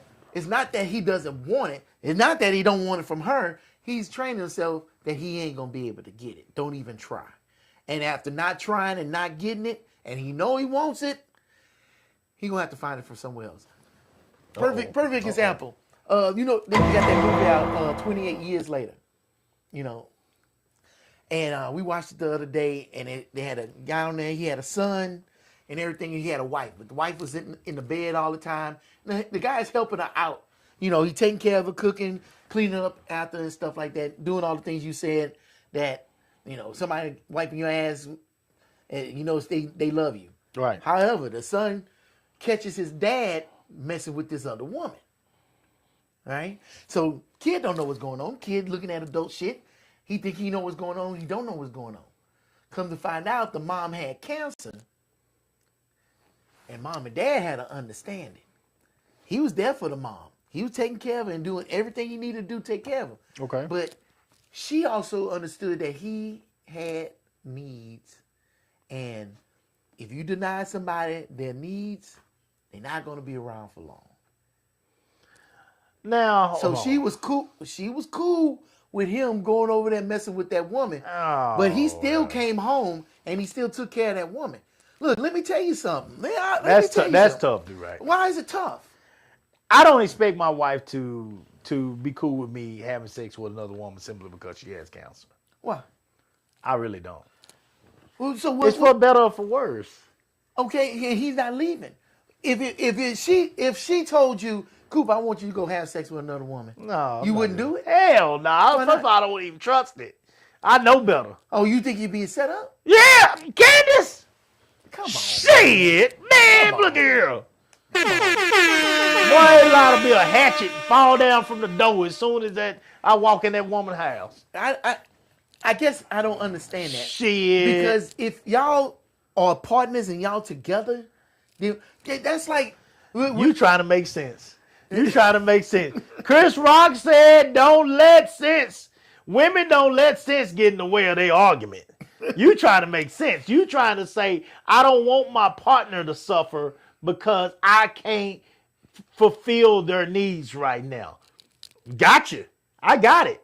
If all of a sudden my penis wouldn't get up no more, I'm not gonna tell my wife she's forever trapped with me and she can't never have a piece of penis because I can't get mine up no more. I'm not gonna tell my wife that. I would work something out too. I really would. especially if you care about that person. I don't want her to go without just because I can't do it. Shit, if all I can do is sit around and lick on all goddamn day, she needs somebody to jump up and down with that hammer. You know, so I understand. But don't ask my wife. Well, My wife gonna tell you to kiss her ass. all right. And she gonna throw all my clothes out, and this gonna be some Bernadine type shit. She gonna throw all my clothes in the back of that truck and try her best to burn that shit up. And that motherfucker liable to explode right in front of his house, Man. and she wouldn't give two fucks. You know, you talking about a crazy motherfucker. These, I got one of them. This is some Lifetime story type shit. Straight Tubi movies. This is real shit right here. I got a real one. That she ain't gonna be trying to hear none of that shit. She wouldn't give a damn if her shit was closed. You could sew that motherfucker together. Shit, you can sew it together. Sew both lips, sew them together. And shit, she gonna expect me to goddamn be faithful. Then you better rub your goddamn dick between these ass cheeks and get you one out. Yeah. Kayla said, "Do right speaking Aquarius right now. I hear you, Stuart." Shit. And she don't care. She don't think that way either. Lies. Lies. Try. Lies. Let Rashard. Man, lies. Man, Kayla. But it ain't. It's not. Kayla set that whole house or on me fire. going out saying, "Oh, well, she's doing that. I'm gonna go take care of my." It's her sitting up here saying, "Hey, look, I love you. I appreciate you. I understand I do not have the ability to meet all your needs, but I still love you." I don't care how compassionate you sound. You're making yourself sound compassionate. It don't matter. These are niggas. I don't get it. These I are don't get niggas. it. I don't get it. These are niggas. When it don't comes to get that right there, we're talking about niggas. That short motherfucker that's responding right now. When it comes to this subject, she's a nigga. I know. I know her. I know her because I know Rashard and I know her. And just like I know that short motherfucker that's going to be home in a few hours. These are niggas. They ain't trying to hear that shit. Fuck you and your dick. You ain't never getting satisfied no more. You married me, nigga. Shit. That's what the fuck that it is. It is. There ain't no sense in this scenario. Ain't shit making sense. No, nothing makes sense. She don't give a damn if you never nut again. Shit. Not mine. And not her either. Oh my Man, that's trash. I'm telling you. I ain't trying to hear that shit you talking about. Now, Kayla just set up. Now, I love Kayla, but Kayla just set up. She like a little sister to me. But she just set up there and lied to you. She didn't hear shit you had said. She lied her motherfucking ass off. Lies. Boy, R. Kelly lies right there, boy. Boy, shit. Kayla lying. They ain't trying to hear that shit. These black women are some niggas. They ain't trying to hear that. When it comes to that, the world is coming to an end. Infidelity? Oh, nigga. You did the worst thing ever. You could have goddamn shot me in my chest and it wouldn't have hurt so bad. This is bad. This is bad. No, for real. I just said I hear him. I 1,000% understand what he is saying. You can 10,000% understand what he's saying. I know your motherfucking ass don't agree with it. I love you, Caleb, but I know you don't agree with that. That's lies. I know she don't. Now, if she say she agree with that, then that's a whole nother discussion because I would never believe that a Caleb would agree to that. I don't care how sick she was. As long as she was still alive. These are the kind of people that I don't think... My wife don't even agree with me being with somebody if she died. Oh, so what? She don't even want you to move on after she goes? Shit, no. Kayla, man, Candace don't want me. Candace, she got I guarantee you, if you ask Candace, it would be, you think that list is bad when they make that first list they make when they talk about getting a man. The list that Candace would make. After she died? If I was to move on. Oh my God. Oh my God. Man, what? Oh my God. The list my wife would make would be so unrealistic. I wouldn't even read it. I wouldn't even read it. It's a waste of fucking time. Shut up. Just shut up. I don't even want to hear this shit. Just shut up. Like, 'cause that shit ain't gonna fly, man. It is what it is, man. So, I don't believe him. I'm not saying cheating. Yeah, I'm not saying cheating either. I know you're not saying cheating, Kayla, and I know he's not saying cheating. Stop talking around this. You know what I'm saying. I'm saying that if you were sick, and there is no possible way that you could fulfill the needs of your husband. I'm very simple to understand, okay? There is no possible way. I'm talking about you are literally shut. The shop is shut down here. Okay? Ain't nothing pumping. Ain't nothing pumping at all. No blood, no juices flowing, no nothing. You literally got a desert down there. Okay? That no kind of oil could help him with. All right? There's nothing going on because you were sick. You were down. All right? All right? So he don't even feel comfortable.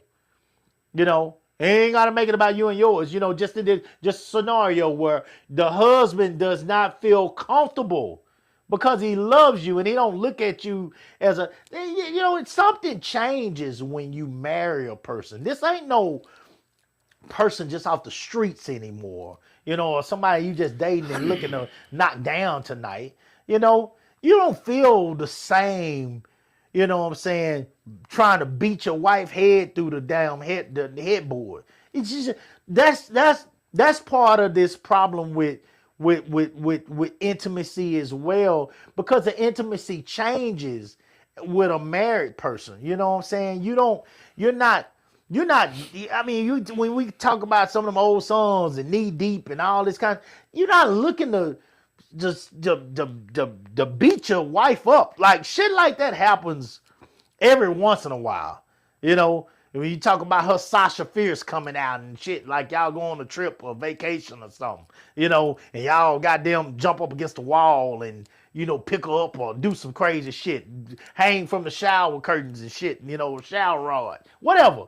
Every once in a while that might come out. But that's not the normal shit that's happening, a lot of times with the wife after so many years. That's not the normal shit. That you're not trying to destroy her. It's a little bit more intimate. It's a little bit more, passionate, most of the time. Most of the time. I'm not saying all. For y'all that got that kind of relationship and y'all can goddamn throw on dominatrix clothes and put whips on each other. Well, God bless you. Good job. I'm happy for you.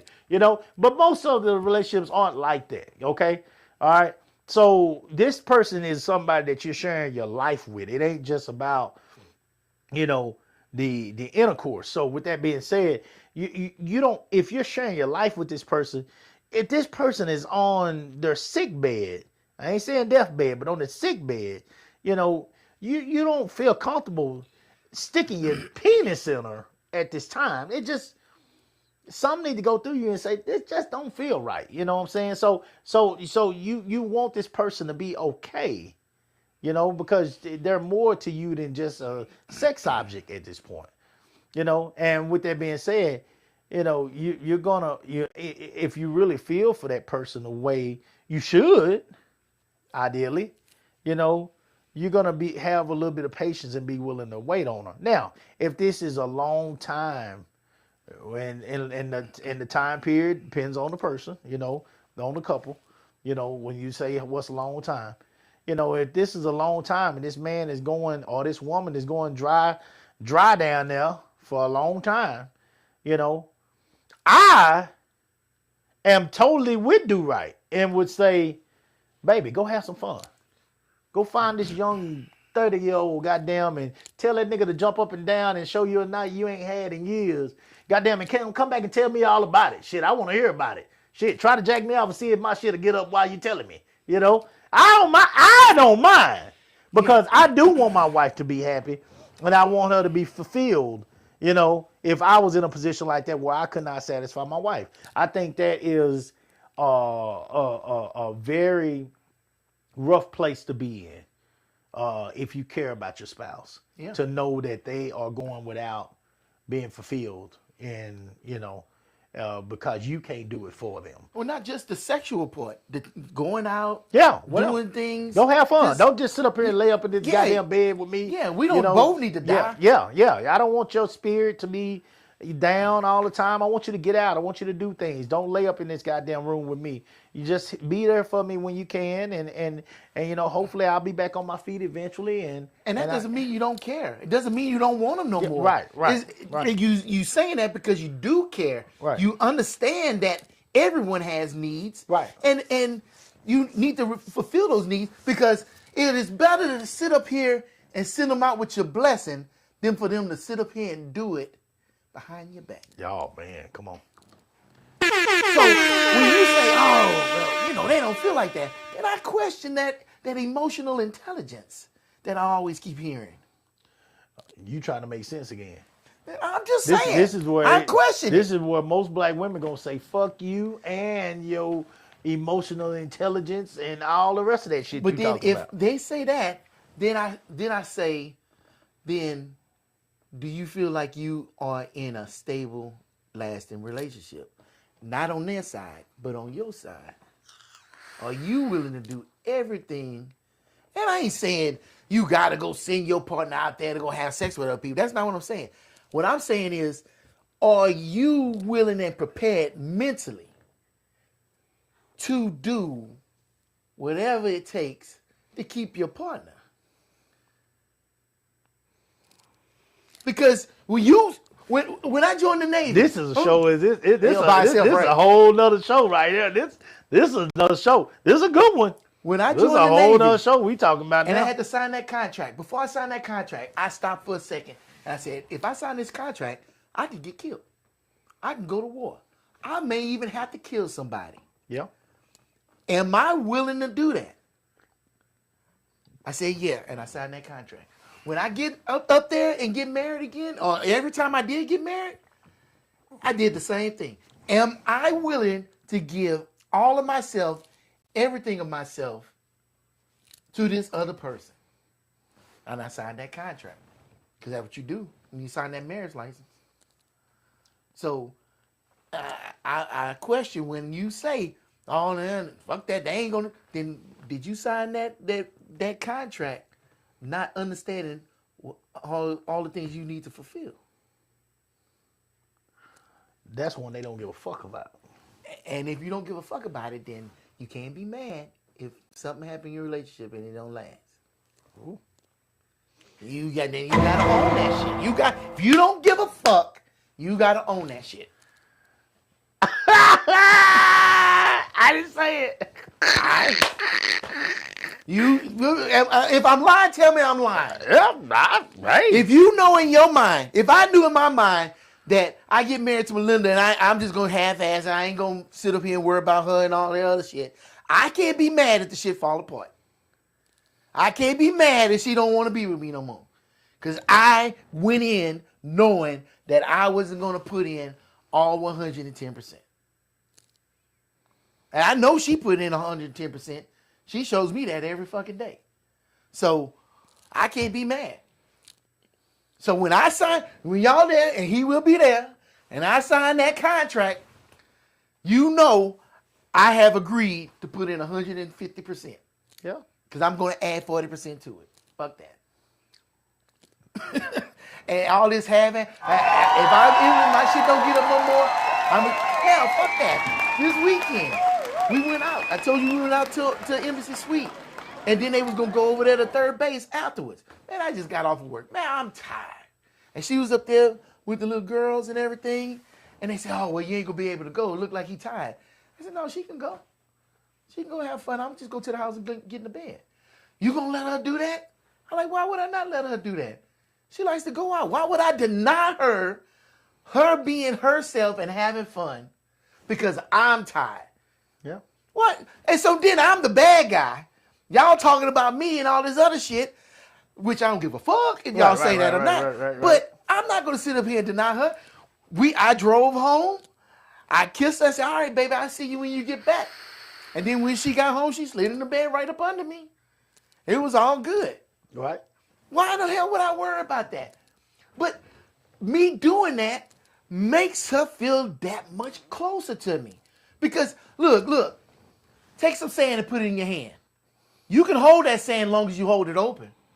What happens as soon as you start squeezing that sand? Pretty soon, falls out, you right? open your hand, you ain't got shit in your hand no Yeah, it more. falls out. Because that's what happens when you sit up here and hold shit too tight. I'm not going to sit up here and hold Melinda tight like that. Ooh. I'm going to let her be her. I'm going to let her do shit that makes her happy. Because I can't make her happy. But as long as she's happy with me.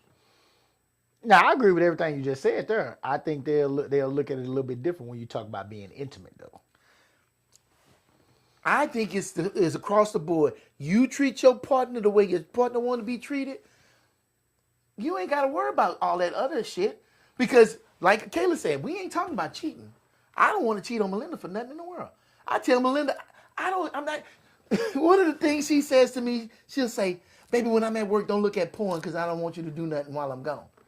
I said, I don't even have a desire to look at porn no more. I do. I don't. It doesn't even turn me on no more. Shit, all I need is 90 seconds. On social media, all the little women with their booties sticking out and shit. I'm like, oh yeah, whatever.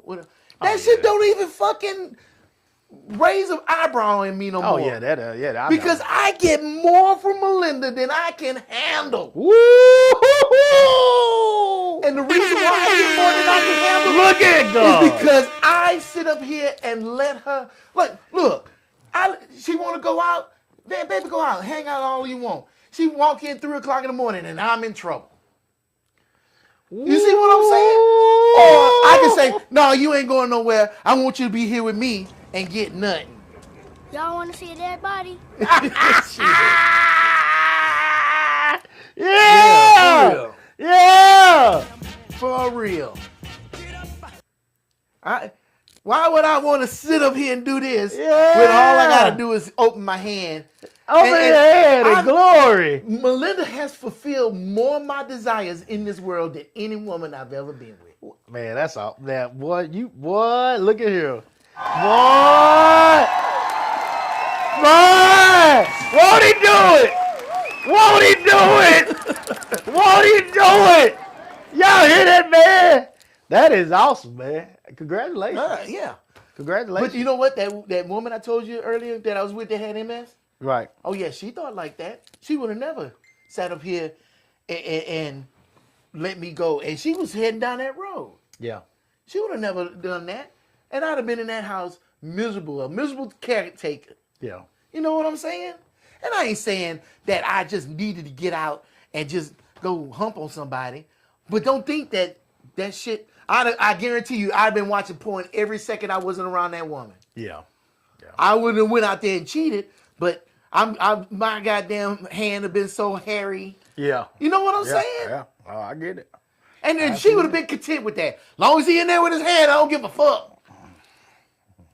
I don't care. I go buy some lotion. I get it Amazon delivered. Yeah. And it's like, damn, that's what that sound like though.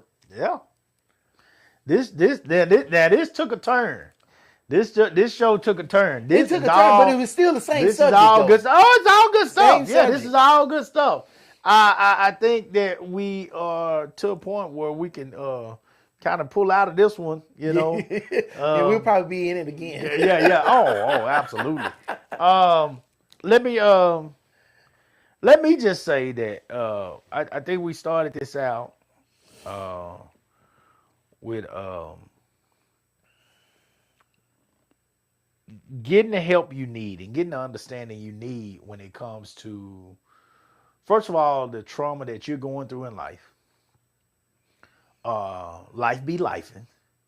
So the day-to-day things that are going on with your life, understanding who is out here for you and who is out here to take advantage of you.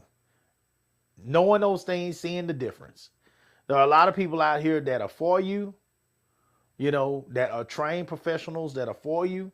And then there are other people out here that will take advantage of your depression, your trauma, whatever you're going through in your life. Know the difference. I think that's what we was trying to attempt to start out with. And then what we finished with, guys,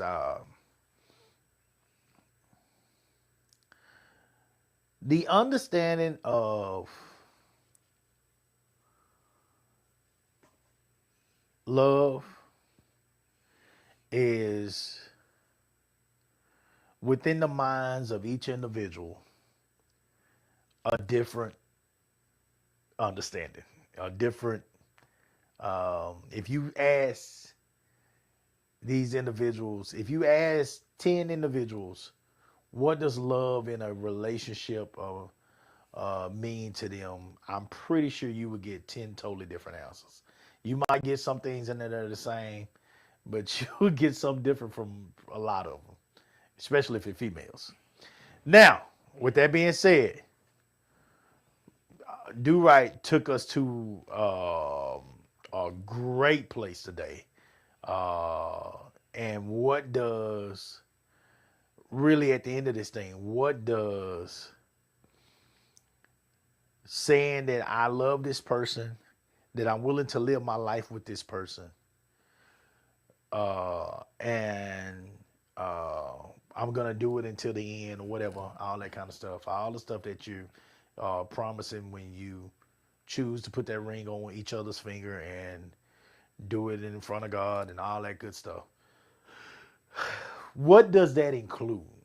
And does that include you, or should that include you going into a deep depression along with your spouse if that's where they're at in life?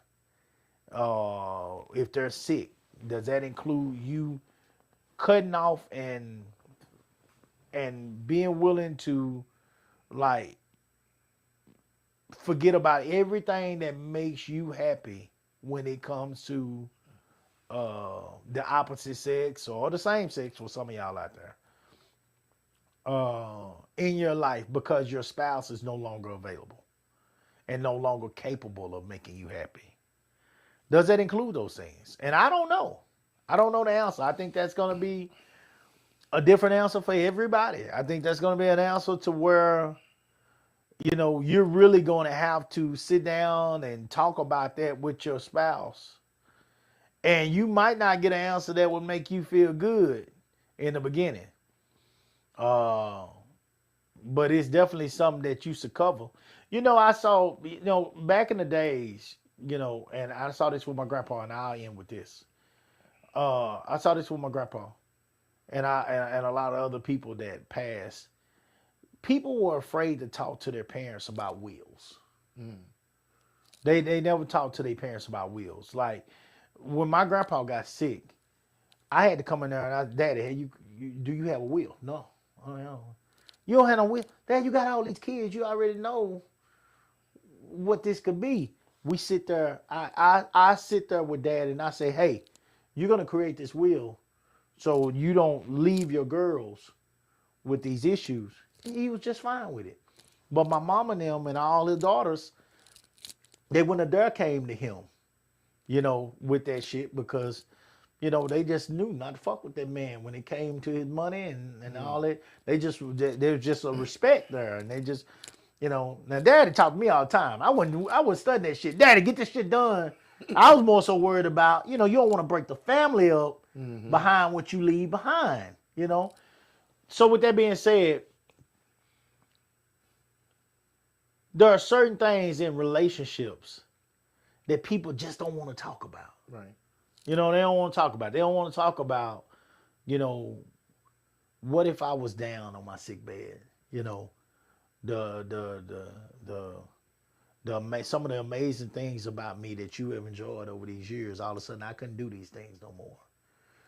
Do I feel like you should be punished with me because for the rest of my life because I've been sick all this time? Mm-hmm. Michael Irvin, for example, his wife got sick, you know what I'm saying? And she was down for a long time. They didn't know if she was gonna make it or not. I think she's still living, but she was down for a long time, like lost her mind type stuff, you know. And it was bad, you know. And so that man had been taken care of all those years. I wonder if Michael Irvin, I want to believe that Michael Irvin getting some ass out there somewhere, but you know, it's one of them things like I mean, he's healthy in great shape, you know, out here still in the public. I mean, doing this, doing that. Should he not ever be able to intimately be with a female again because his wife is sick? Like, I mean, like at some point, like out of her mind type sick? I don't know. But I know one thing, it's gotta be something that is talked about before that time comes. Mm-hmm. It needs to be that, you know, it needs to be that. And we got to be able to be adults and have a realistic conversation about the fact that I love you and I don't want to see you fall into despair or sadness or be empty inside, not feel touched, not feel, you know, like anybody cares for you or want to be intimate with you simply because I can no longer do my job to be that person for you. I 100% agree with you, but I can't say everybody will. Yeah.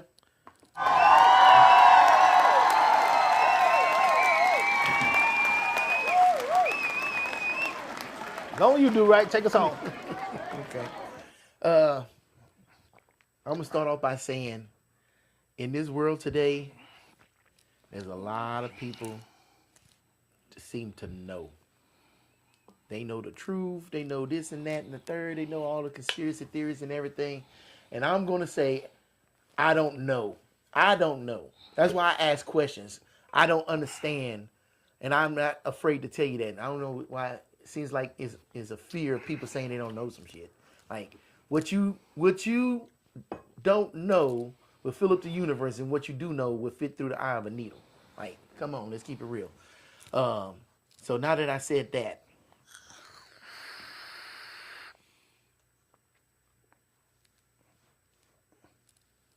I had to find out for myself that I needed to go and seek help for my problems.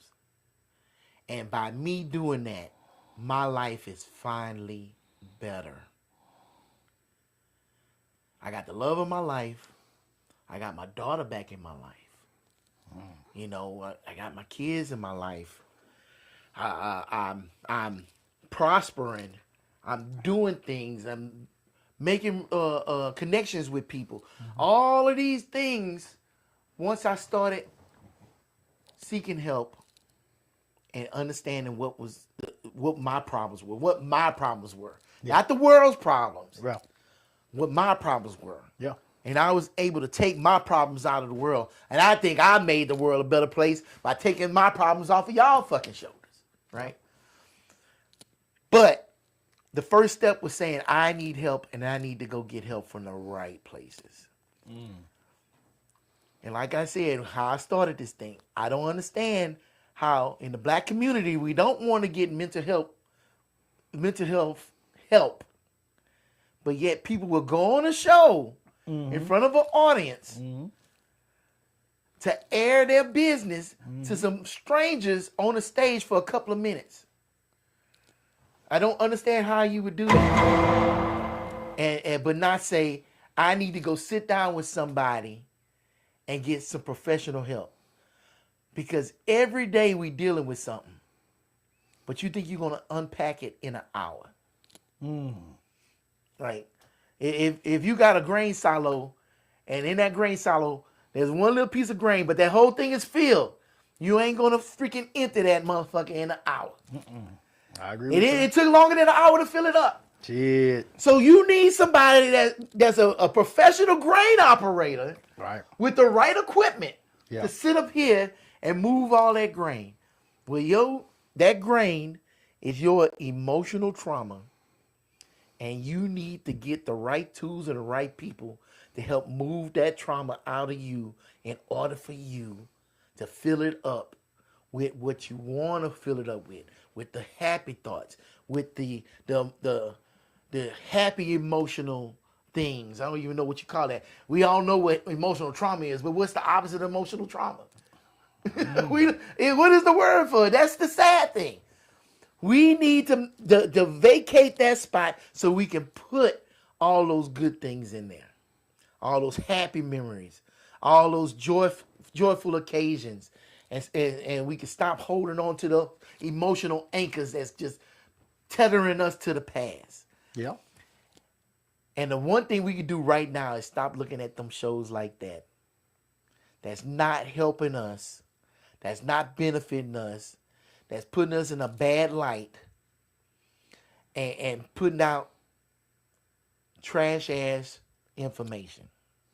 I feel, I don't know. I feel that's the first thing we could do. Because when you start looking at that algorithm will start putting more and more of that shit in your face. And then you watching more and more of that shit.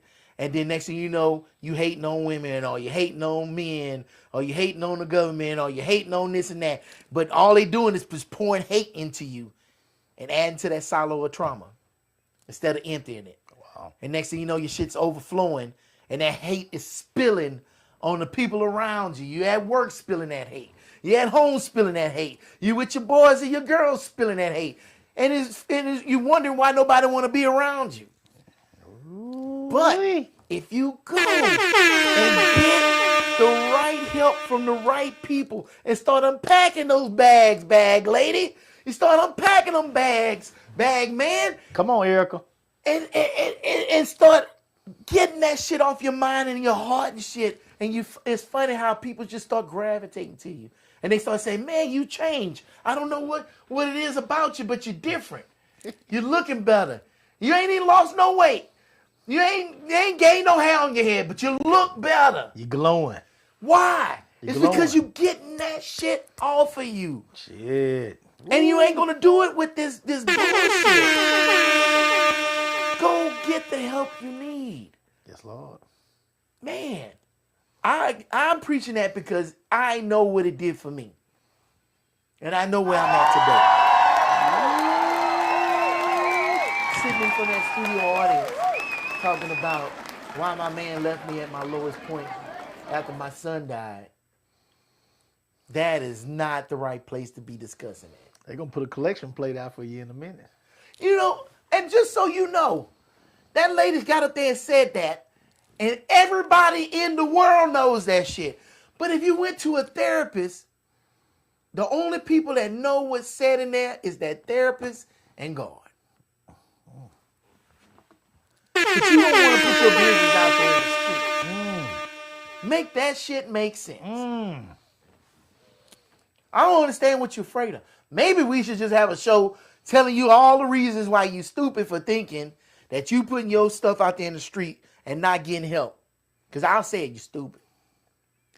Especially if you think putting that shit on a post on Facebook is better.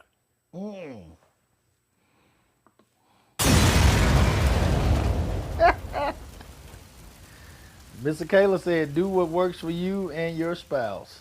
Yeah. She said, yes, what worked for grandma and grandpa is not going to work for us. It didn't work for grandpa and grandpa. She said a lot of those folks were miserable for real. Yes. Great discussion, guys. Oh, y'all are speaking my language. People want attention, not help. Love this. Yes. And then she said, woo, and your spirit is lighter after you get that off of you. Yeah. Come on, Pastor, do right. Benediction time is the one. Open up the doors of the church. Let him come. If the spirit wants to come, let him come. Let him come. The sinner wants to come. That's right. The sinner wants to come. Let him come. Yeah, watching that video, man, put that on me. Because when I saw that, it sickened me. Yeah. It sickened me. Who does that? And it's people that I'm gonna say it. It's people that sit there and hide behind God and say stuff. Oh, That's the problem. Oh, yeah. Oh, I can't mess with, I can't do that because, God didn't tell me I could do that. Well, what did he tell you to do? Enlighten me. I'm willing to listen. What did he put on your heart? Tell me. Well, you know what? You know this part, but you don't know the other part? Yeah. Like, let me get out of here because I can go a whole nother hour, bruh. I can go a whole nother hour. God don't need you to put nothing on God. God got it all taken care of. Hey, guys. One hell of a show, man. We're glad to be back with y'all. This was a deep one. We appreciate you. We'll try to come back on Wednesday and do it better. Till then,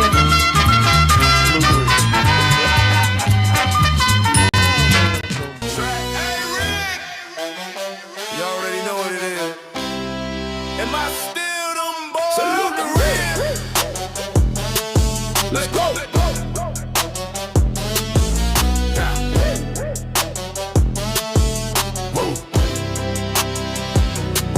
We don't salute the fake, we salute the ones who stayed through the pressure and the pain. Never let the cold fade. When the streets are watching close and the wolves was at the gate. Real ones held their ground, never switched up, never played. No cap, no performance, what you see or what you get. Put in work before the cameras, before a single check. You say you solid, prove it.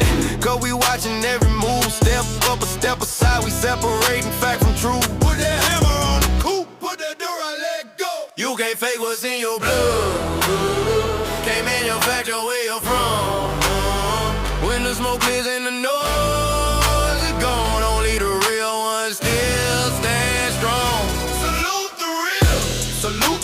We recognize the ones who never fall. Salute the real.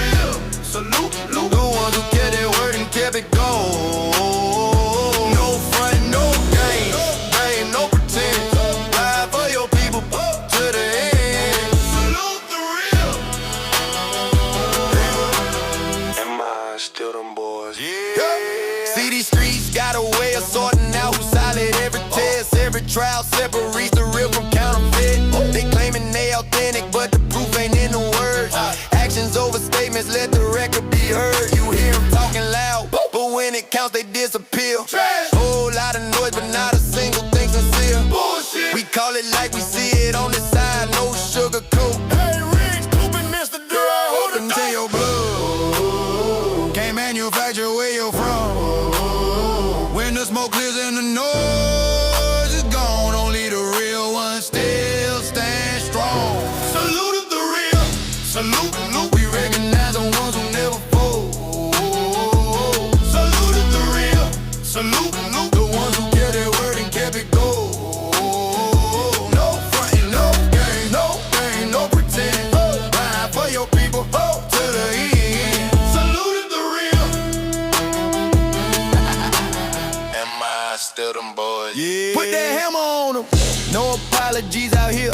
We built on what is real and what is real has no fear. Every fraud gets exposed, every poser gets revealed, every lie gets dismantled, every fake deal gets repealed. Bullshit! This is salute the real. We don't play that game. Coop running the show. Mr. Dure with the flame. Hey Riggs, hold it down. You know we can't declaim. Am I still them boys? Still them boys. Salute the real. Salute. We recognize the ones who never fold. Salute the real. Salute. The ones who kept their word and kept it gold. No front, no game, no pretend. Ride for your people, to the end. Salute the real.